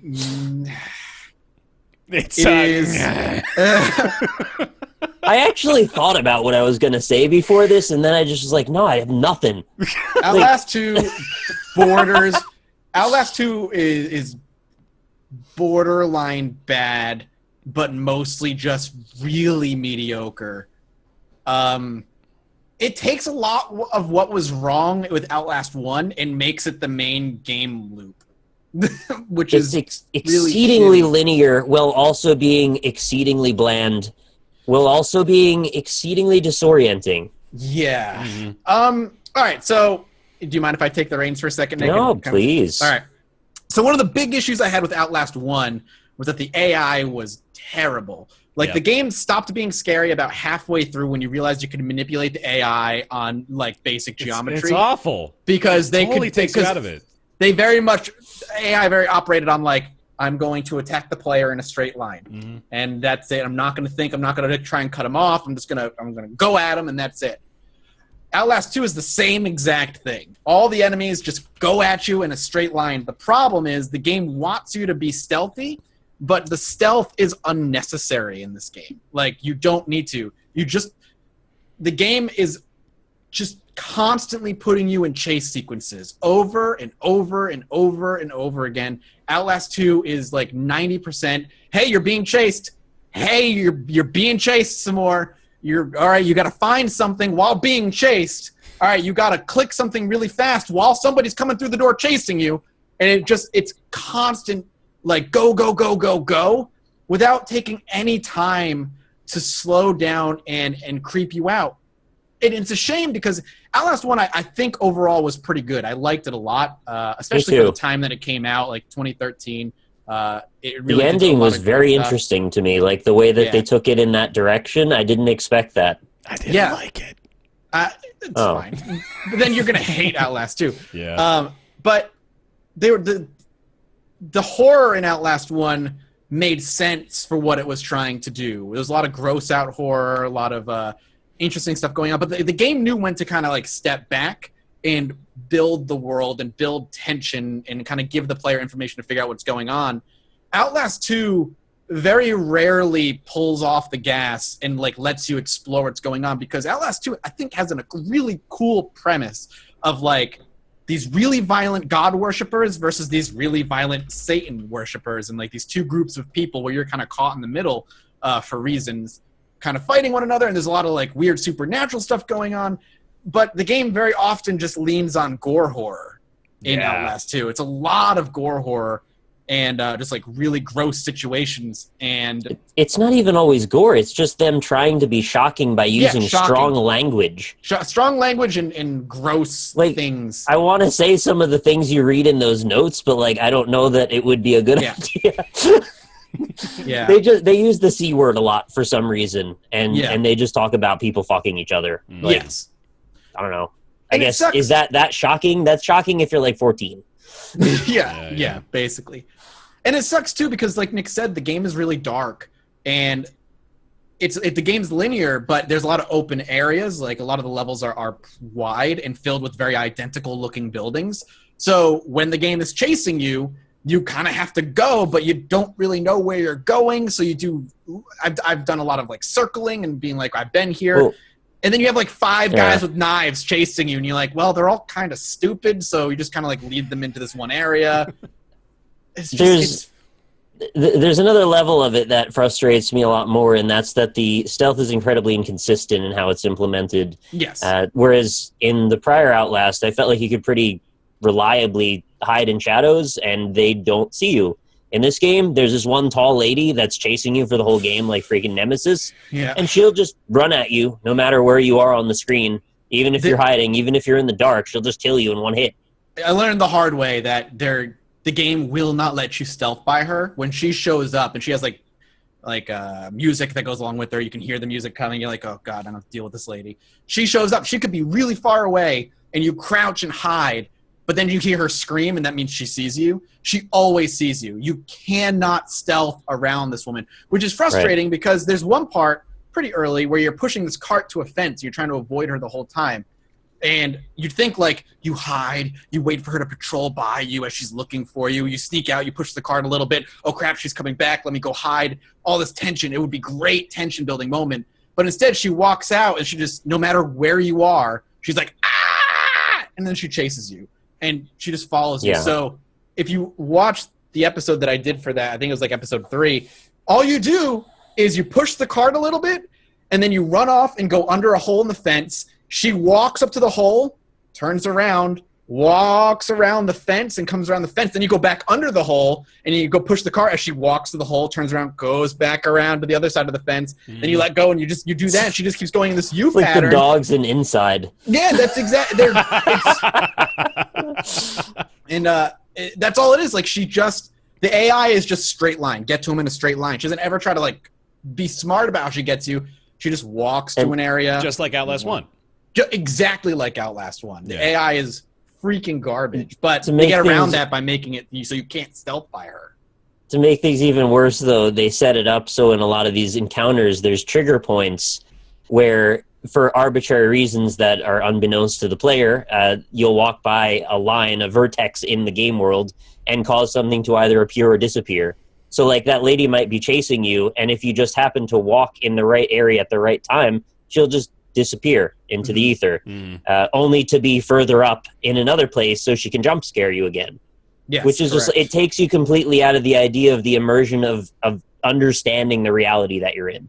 When everything is so malleable and all the buildings look the same and everything's constantly dark, and it's very difficult to run around some of these surroundings because you get caught up on a lot of stuff. The way the structure of the debris is and the edges around things, you'll just kind of trip on them and get stuck and try and like run around stuff and get hit into them, which is really unfortunate when you die in one hit most of the time and you have no way of fighting anything at all, ever. Yeah, it sucks. Like, I hate it that like the AI is just as bad, and you can get like a group of 6 dudes chasing you, but they're all predictable and they all just chase you in a straight line. Like I said, it takes a lot of what was bad about Outlast 1, just makes it the main point of the game. The most stressful parts for me are the parts where you kind of have like, you enter this weird school, like that's supposed to be, I think, part of your path, whatever. I don't want to spoil the story, basically. But there's no enemies, at least not yet. And it's tension because you know something's walking around or you can hear it.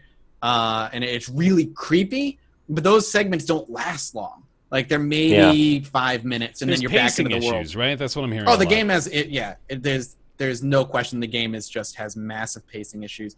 So when I see all these reviews of like getting great reviews, I don't understand like why, because the game is not very good. Honestly, I know this is so elitist to say, but It I is, honestly it is. question what they're doing if they're giving that game really good reviews. The game I'm is sorry, gorgeous. I know It's it's very mean to pretty. shit on it. It's a very pretty game. It's got some It's okay gorgeous. animations, but the gameplay is not good. Yeah, it drops like a really cool premise of a world and just kind of like throws it away. And no amount of like scouring for secrets, which I've been doing, and like reading these little letters to other people, really That is like, explain what the fuck is going on. isn't that like Outside a of the fact cardinal that it's a sin cult. of Yeah. exposition? Is Show, to- don't tell. Yeah, like Yeah. making the player read a bunch of notes as you go through is not very engaging. That's one of my personal horror game pet peeves. I mean, that's like the Slender Man faux pas. Exactly, Yeah. right. I've had enough of that. And to think that they're going to rely on that is like basically the first 5 hours of gameplay. Mm-hmm. It's such a linear game. All you've got is those notes. Yeah. That's not Yeah, enough. the fact that the only real gameplay aspect outside of running is stealth, and that the stealth is just poorly done. Like, there's no point. The game is easier if you sprint. I promise you. There's no point to stealth in the game. Just because you're going to be chased eventually. So just get to that point. Just be done with it. It's a shame. It is a shame because I really did enjoy the first Outlast. I didn't think it was perfect, but I thought it was good. And especially with Outlast 2 coming so shortly after Resident Evil 7, which was phenomenal. I thought Resident Evil 7 was that's so good. It's got to compete with that, especially when that's fresh on people's minds. Absolutely. Particularly similar theme between the two of them, which is unfortunate for Outlast. Mm-hmm. But Resident Evil did the smart thing of, like, building its world and building its characters. Outlast 2 has, like, 2 or 3 important characters, but they never teach you anything about them. Like Father Noth, who is like the leader of this cult. You see pictures of him everywhere. People like praise him in letters. Literally the same art asset about 70 times before you finally see him. But you never really learn anything about him. They don't expand on him at all. He's real angry and religious, and he likes to torture people for some reason, I guess. Yeah, it is. Man, it's just a shame. I wish it was just a different game. So it's such a pretty game that it sucks. It's all dark. Yes. You gotta, it's the Splinter Cell issue, man, where they made these good looking levels, but you gotta go in fucking night vision through the whole thing. Seriously, the art design is excellent in that game. It's it's so confusing to me seeing how good it looks and being like, but I don't want to be here. Because like the 80th time you run through the same version of a house that's slightly transformed, it loses its luster. I don't know what you're supposed to do with that. Yeah. So overall, then, let's see. Thumbs up, thumbs down. I really wanted to like it, and it sucks that I have to be this down on it. But it's like a 3 out of 10 for me. Oh shoot! Yeah, I'd put it. I wouldn't. I don't think I'd go that low. I would hover around a 4 or 5, but it's still not great. I'm gonna finish it. I hear the ending is awful. Yeah, I have to finish it just to know what the hell they even put in the end. Because, like, the ending of Outlast 1 actually was pretty unexpected. Yeah, threw me off. So maybe, just maybe, they'll explain what the whole school thing is about. But based on what I've played so far, they probably will not at all explain it, and also never pretend it ever happened. Yeah. And people asking in chat if it's connected to the first one. Apparently, the game takes place in the same universe as the first game, but it is in no way connected. So it's like Dead Rising. Yeah, basically. No way connected at all. All right, cool. Man, just talk about it makes me sad. Well, let's talk about. Yeah, go ahead. Let's talk about something a little happier, can't we? Let's go into a much more optimistic topic. Sounds like they should have taken Outlast 2 out back to Australia, to behind the house. Yeah. Hey, Kate. Hey, Kate. Hey, Kate, what you playing? Little desk sweeping right here. Oh yeah. Good to do. You don't need to They dwell on it, do that's explain fine. the school. Okay, cool. You got to keep it clean in there. We're going to talk about Little Nightmares, which is... Yes. I haven't beaten it yet, though, so don't spoil it. Okay, no spoilers. How far are you into it? Couple hours. Couple hours? Okay. I think I'm almost done with it. I hear it's not that very long. It's not too long. That's the biggest... So, okay, here's the only negative thing about Little Nightmares. It's only like 3 hours, 3.5 hours total length. Isn't that how long Inside was? So about the same as Inside, yeah. I think Inside was a little longer. Fucking grudge for Inside every time. This guy, I can't believe his the game of the year is the hill you've chosen to die on. What? I don't know what just happened. I don't either. Mathis is building a narrative, and nobody's stopping him, that this is a strictly better version of Inside. It is. Every time he talks about the game, he goes, well, if you liked Inside, you'll like this because it's got 3 colors instead of 2. It's not the way you can't If you liked look. Inside, then you're going to like this game, except this time you can actually figure out what the hell's going on in the game. The comparisons to Inside are well suited. I'm not. It is a very similar, if not exact, control scheme. It's the same kind of platforming. Like, So they copied it. sure, except the story's better because there's a story. That's what I'm saying. How's the Jellyman physics? I haven't run into a jelly man. I haven't become a jelly man yet. Let me sing its praises for a bit, because Go for it. This is one of my favorite games I've played this year. Little Nightmares is a 10 out of 10 for me, and I'm dead serious. It's incredible, I think. It was. I agree. It was so solid all the way through. So it plays more or less just like Inside, although there are some 2.5D elements as well.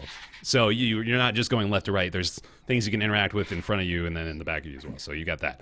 But like Mathis said, it's gorgeous. Oh my God, it looks very pretty. phenomenal. It looks like a fucking Pixar movie that you're playing. It's amazing. And I found apparently Tarsier. I'm sure I'm mispronouncing that. They're a Swedish studio, but Tarsier Studios. They also helped Media Molecule with Little Big Planet releases. So it looks like they got some influence from there, which does them well. It looks absolutely fantastic. The audio and the sound design, great as well. Just perfect. The atmosphere for this game is incredible, completely engrossing. Like I was dead focused on everything that was happening on screen. It completely captivated me. The character design is fucking weird, man. They got some weird stuff in here, and it is so it's all so grotesque and disturbing, but in such a great way.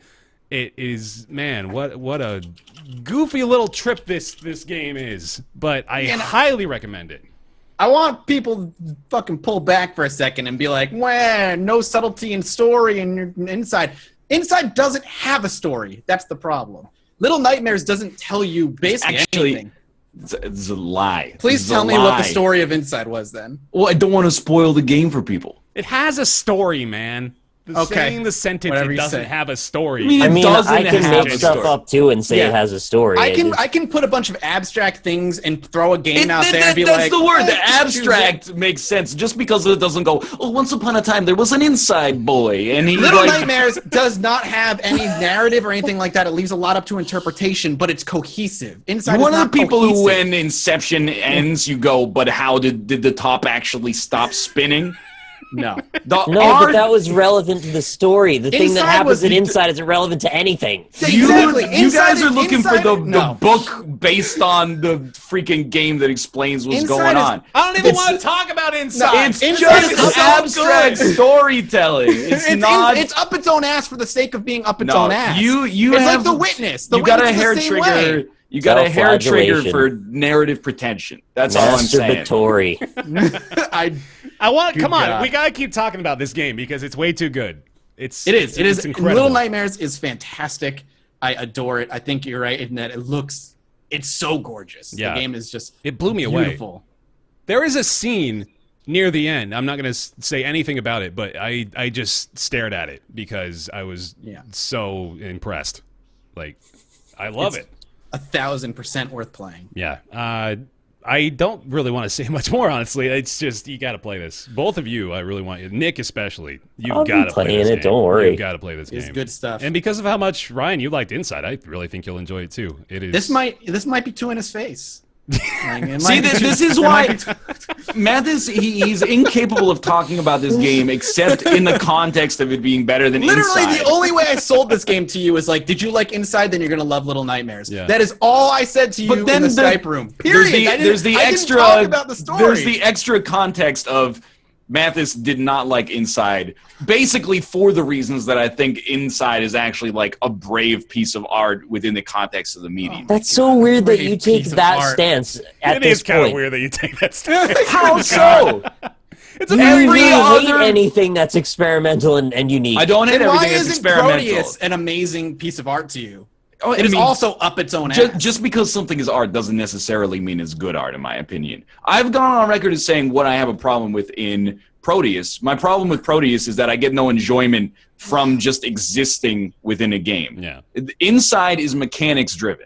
From a narrative standpoint, it does have, I would say, a pretentious story, but I think that it actually works. Or it has a pretentious way of telling the story that it does have.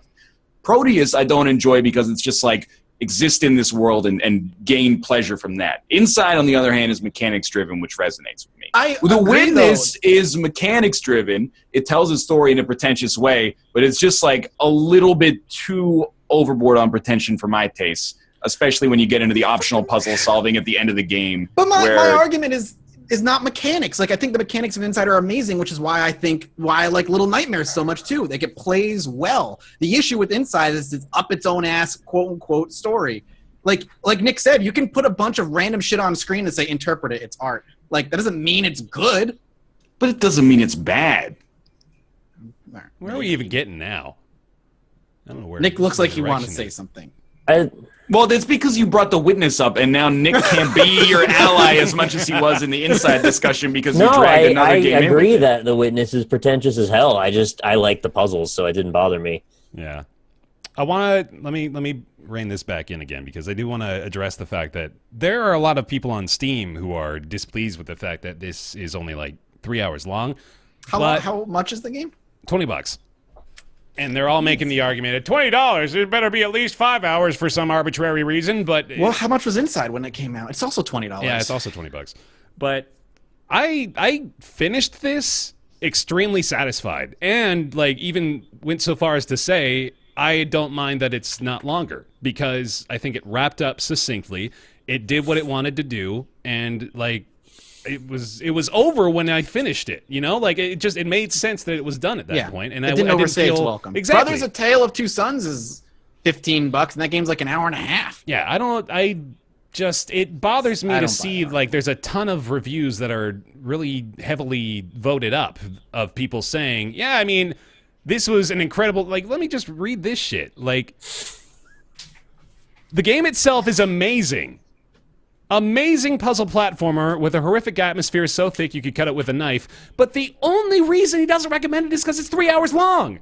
It's incredible, but it's too short. That's so dumb. Almost like saying the game's an amazing puzzle platformer, but the story doesn't handhold you, so it's not worth playing. There's a difference. Listen, you're kicking up shit for the sake of kicking up shit, but I don't need a story to handhold me. Little Nightmares is all interpretation as far as I'm concerned. There's no handholding going on. Well, there's some handholding going on, but it's not the kind of handholding you want.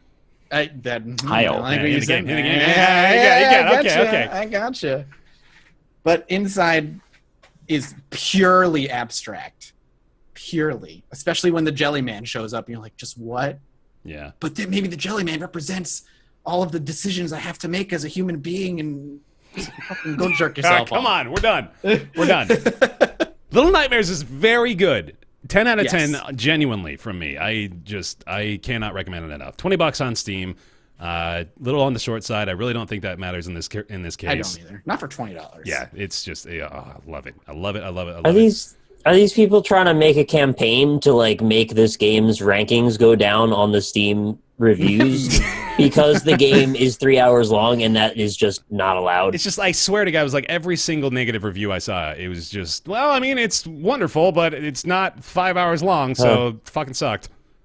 Wonder if there's anything that can be done or should be done about that, because it really seems like an unfair way to go. Yeah, no, I mean, like, I'm personally feel upset about it just because I want people to it's just stop. Such a matter of opinion that's the point you're going to stick on. Yeah. I think I'll play it. You know why? There's very compelling reasons to play it. It's got good reception, you both like it, and it's short. It's like the perfect combination. Yeah. Play Soma. Yeah, but I already read like the entire spoiler of Soma. And also, it's like, I mean, this isn't the Soma section, but I unfairly primed myself to eye roll at Soma because the central philosophical question that's in Soma doesn't interest me. That's a good enough reason, I guess, then. That's fair, I guess. That's the whole reason. I'm sad, but that's fair. Oh, all right. Nick, you've got to play this for sure. Yeah, I'm going to play it. Don't worry about it. All right, good. Little Nightmares, currently $20, just came out yesterday. Please get it. And that'll bring us into everybody's favorite segment. It's Ask Roundtable. Ask Roundtable, the weekly segment where you send your questions into roundtableyt@gmail.com. We do our best to answer them. This week's question comes from Lumpy. Lumpy 700. Says, the question I think would be interesting to discuss is, have we reached a point where new games will no longer age badly? When you go back and play old games that you spent hundreds of hours on to find they are barely playable anymore thanks to the abysmal graphics, confusing controls, and lack of many game features we take for granted today, have we reached a point where new games will, if anything, look better in a few years thanks to post-launch HD texture updates and things like that, leading to longer game lives and development cycles? And what effect would this have on the long-term cost of games after release? So, I thought you were gonna make the argument around mechanics, but it seems like it's primarily driven by aesthetics. And then if it was the thing I proposed, I was going to say ukulele and drop the mic. No. Well, that was also Lumpy's email. That was not my position on the matter. But no, I know. I thought that's what you were going to say that Lumpy said. Mm-hmm. But yeah. So finer point. Have we reached the point where new games will no longer age badly? If we're talking about like visually, no, I don't think we'll ever be at a point where we won't. But I mean, I have a hard time thinking that like games from the 80s and early to mid 90s aged poorly until we hit 3D. Like pixel art games don't really, they're kind of timeless in my opinion. They'll always look good. They're still being made. Yeah, I mean, that's correct. But like when the only games that are really visually, I think, aged poorly are like PS1 and 64 era games. And that's it. If we're talking mechanically, I don't think we'll ever be beyond that. But I don't think games really ever aged badly visually, with the exception of like one area. Final Fantasy VII. Yeah, that's what he's saying. Like, that game aged poorly, visually aged terribly. Yeah. Mm-hmm. The definitive answer for this is that as long as you have a stylistic or thematic cohesion behind what you're trying to do, it doesn't really matter what the hardware constraints are. You can find a way around it as long as you're not trying to make the bleeding edge game. Right. That's always the thing that makes it look bad later, because you're trying out stuff that hasn't been proven, and there's always going to be people doing it better in 5 minutes later. Yeah. So, have an art theme before you worry about that. Because if you look at like the original Paper Mario for N64, like that game's aged fine because they picked a theme, they picked a style, and they worked it into the limited technology that they had. Yeah.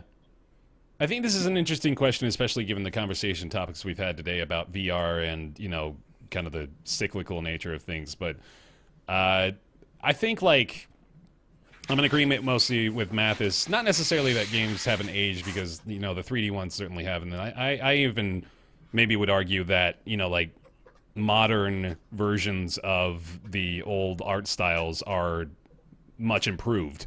But I think that, like, I'm pretty sure we're not ever going to reach the age where things will not age badly, because VR, just look at VR in particular, like, that is going to get so much better. Yeah. It's going to explode, I think, too. I think that technology is just going to skyrocket in terms of its capabilities over the next, 5-10 years. So we're definitely going to still see, we're going to go into the backlog of VR and look at the old shit we would play and think, why would we even put up with that?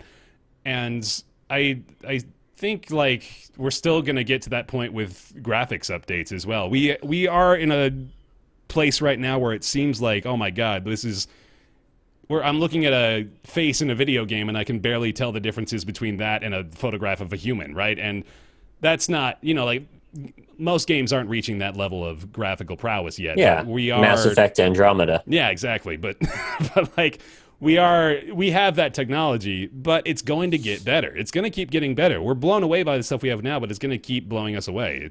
It's going to continue to improve, even though it doesn't really seem like there's much room for it right now. You can't ignore that there's indie developers that are going to be using every method to make their game forever. They're always going to be doing stuff that's lo-fi. They're going to be experimenting with different art aesthetics, and some of those are going to be hits, and some of them will be misses. The games are not unified as if, because it's now the year 2025, all games will be using this middleware. Yeah. Right? Yeah. There is no single unified graphics engine that everyone will be using. So right. It's going to vary. It's subjective anyway. Yeah, most big so companies, it's subjective on two levels. They're using their own in-house stuff anyway. They can hardly even argue or agree on foundation for it all. But yeah, there we go. Ryan, thoughts? I mean, I don't know. I kind of feel like the question is almost more related to if we have developers that are constantly updating their games, does that mean that if you came out with a game in 2011, you could theoretically release a graphics patch that keeps it relatively contemporary, even, late into its life cycle? But I don't really know the answer to that question. And it's a different Ask Roundtable, but I kind of worry about this being the era of like you can never actually cut ties with the game. Like once it's out, you're responsible for updating that game basically for free forever. Yeah, I see what you're saying. So I don't know. I have some more complicated thoughts on that. The community could be modding stuff into it is the thing. No, I mean I don't System Shock or something, like people are gonna make HD graphics setups for it. But I think he's saying like, are we? Well, that's a whole nother conversation, really. But yeah, cool. Sorry, that I kind of cut that off real hard at the pass there. But yeah, thank you, Lumpy, for the question. Appreciate it. If you've got a question, you can send it over to roundtableyt@gmail.com. We'll do our best to answer them. That's going to take us into everybody's favorite segment after their favorite segment. It's no, it's not Ask Roundtable. It's Nick's Weird Games.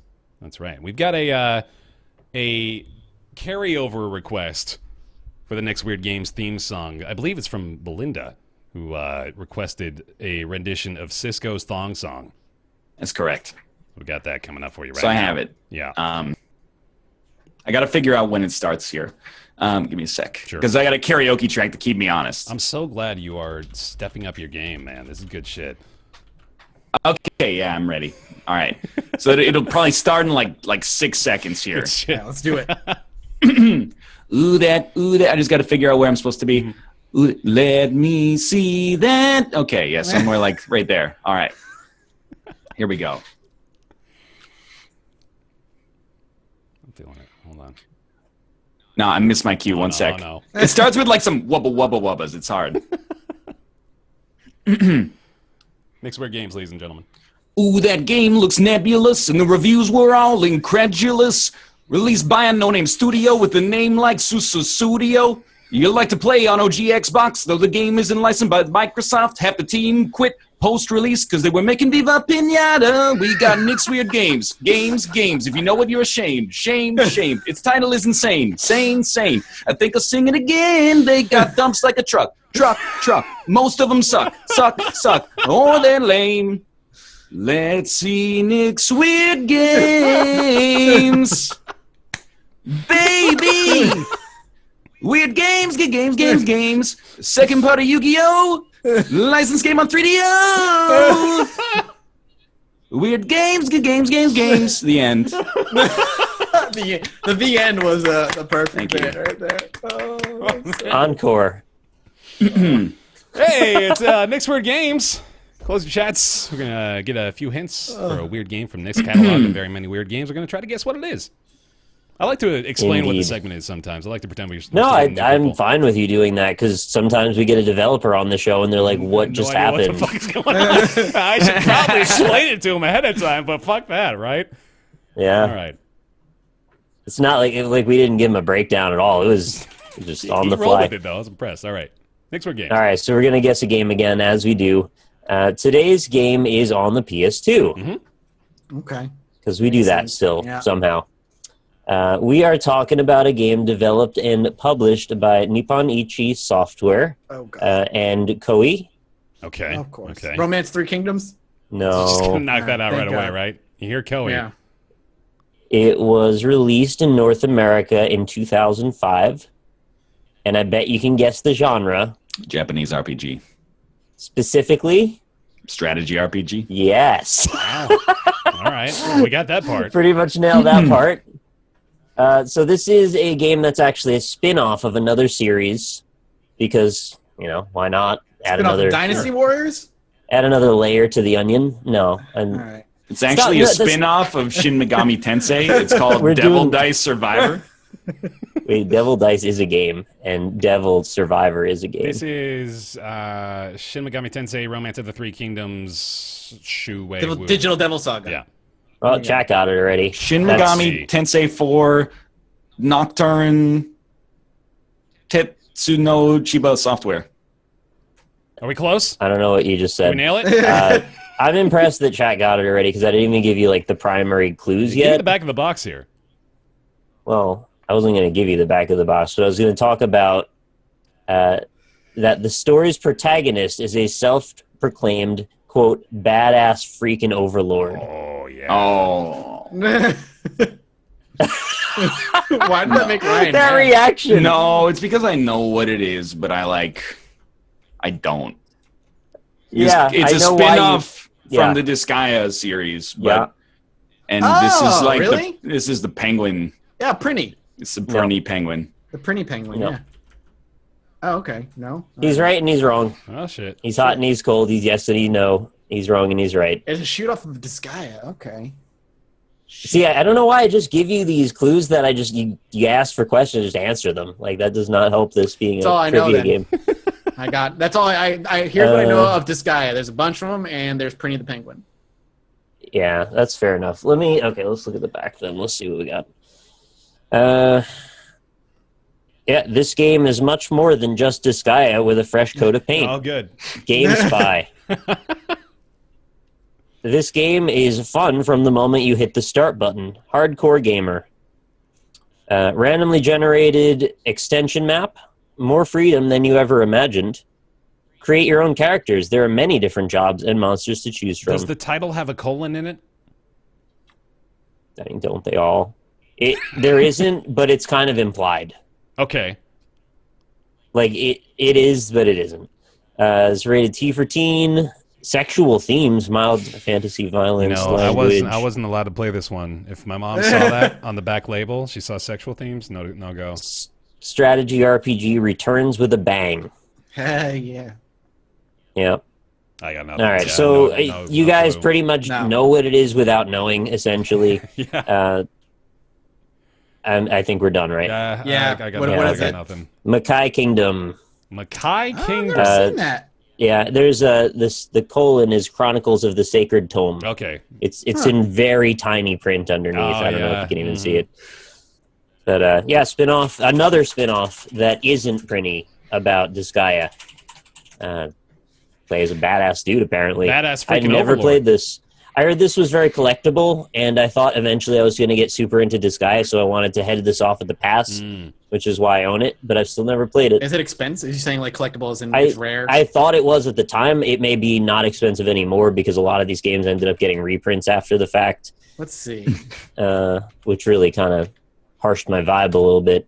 Harsh on my vibe, bro. It's like $15 on eBay. Yeah, see, that's bullshit because at the time it was like one of those $120 games. If you want the black label complete PS2 version, it's $14.95. That's such bullshit. While you're doing this real quick for me, Mathis, could you Yeah, go sure, ahead and sure. search The Misadventures of Tron Bonne for me? Yeah, that's like $300. I think it still guarantee. is, isn't it? Yeah, I'm still regretting that one. Great condition opened one is just about $200. God. A sealed copy. I'm curious. That's funny that game is so valuable I when Mega love Man that Legends game. is Near mint, nothing. opened complete near mint is $250. Fuck me. Man. Sealed. Let's see what sealed is. That was a great game. I loved it. $450 for a sealed version. Sweet. Well, I gotta give it to Don Piano, who got the entire title. Don Piano. Whoa, Don Yeah. Piano. There was at least one before that guessed Mackay Kingdom, which is, you got it, but like, the person who wrote the whole thing, you gotta get the credit. Oh, yeah. So Oh, Don yeah. Piano, thumbs up for you. Good shit. All right. We did it. We did it, everyone. We made it through. We got through the It gauntlet. wasn't even a shorter show. I know. Look at how much more weird shit we managed to talk about. We BS'd about the Nintendo DS for like 20 minutes. Yeah, we got the new Nintendo BS XL. That was our segment right there. BSXL. Hey, everybody, thanks for watching another episode of Roundtable Live. We appreciate you being here. Thank you very much for the support and for being here to watch the show. It is a lot of fun. Thank you for tuning in every Friday at 3 o'clock Pacific, 6 o'clock Eastern Time here on twitch.tv/Roundtable Podcast. You can also follow us on Twitter to be notified when we go live. That's at Roundtable PC. You can subscribe to the show on iTunes. Rate it 5 stars as well. Why not? Screw it. We can also discuss the show over on our subreddit. That's roundtablepodcast.reddit.com. And if you missed any part of today's show, you can watch the VOD for free over on our YouTube channels. That's Bear Taffy, Rockley Smile, and Mathis Games on YouTube. We'd also like to thank our Patreon supporters over on patreon.com/roundtable. Thank you guys very much. Back over 1,000, or at least we were. for a few minutes. Oh, well. Heck yeah. That's still a hell of a lot better than it was for a while, so thank you. Thank you so much. We really genuinely appreciate so much all the support over there on patreon.com/roundtable. If you've ever considered supporting the show financially, you can do it for $3-5 a month if you want, and you can support us and keep us going. We really appreciate that. We also want to thank those of you who are supporting at that $20 tier and above, which include Jonathan Graham, Julian Abelsgard, John Kalchik, Scrotty119, O. Thomas Games BR, Jakar Sampson, With a Dance Number, Kolnar, Sahoa, Jamie Tinsley, Joseph Boss, Penn Gillette, Michael Bush Larson, Talks to Wall, TJ Majesty, Chaos, We're No Strangers to Love Theorist, Colby Klein, Greenlight, Oren Saltzman, Christopher Flagg, Brizzle Brit, Positron, Eric Schooley, Myth Scarab, Mediocrities, Logan Ray, Justin, and Smurfette. Thank you all very, very, very much for your support over on patreon.com/roundtable. And thank you very much again to everybody for watching this week's show. We'll be back next week actually talking about our favorite games of April, along with others, for the first show of May. So thank you for being here. We'll see you then. Goodbye.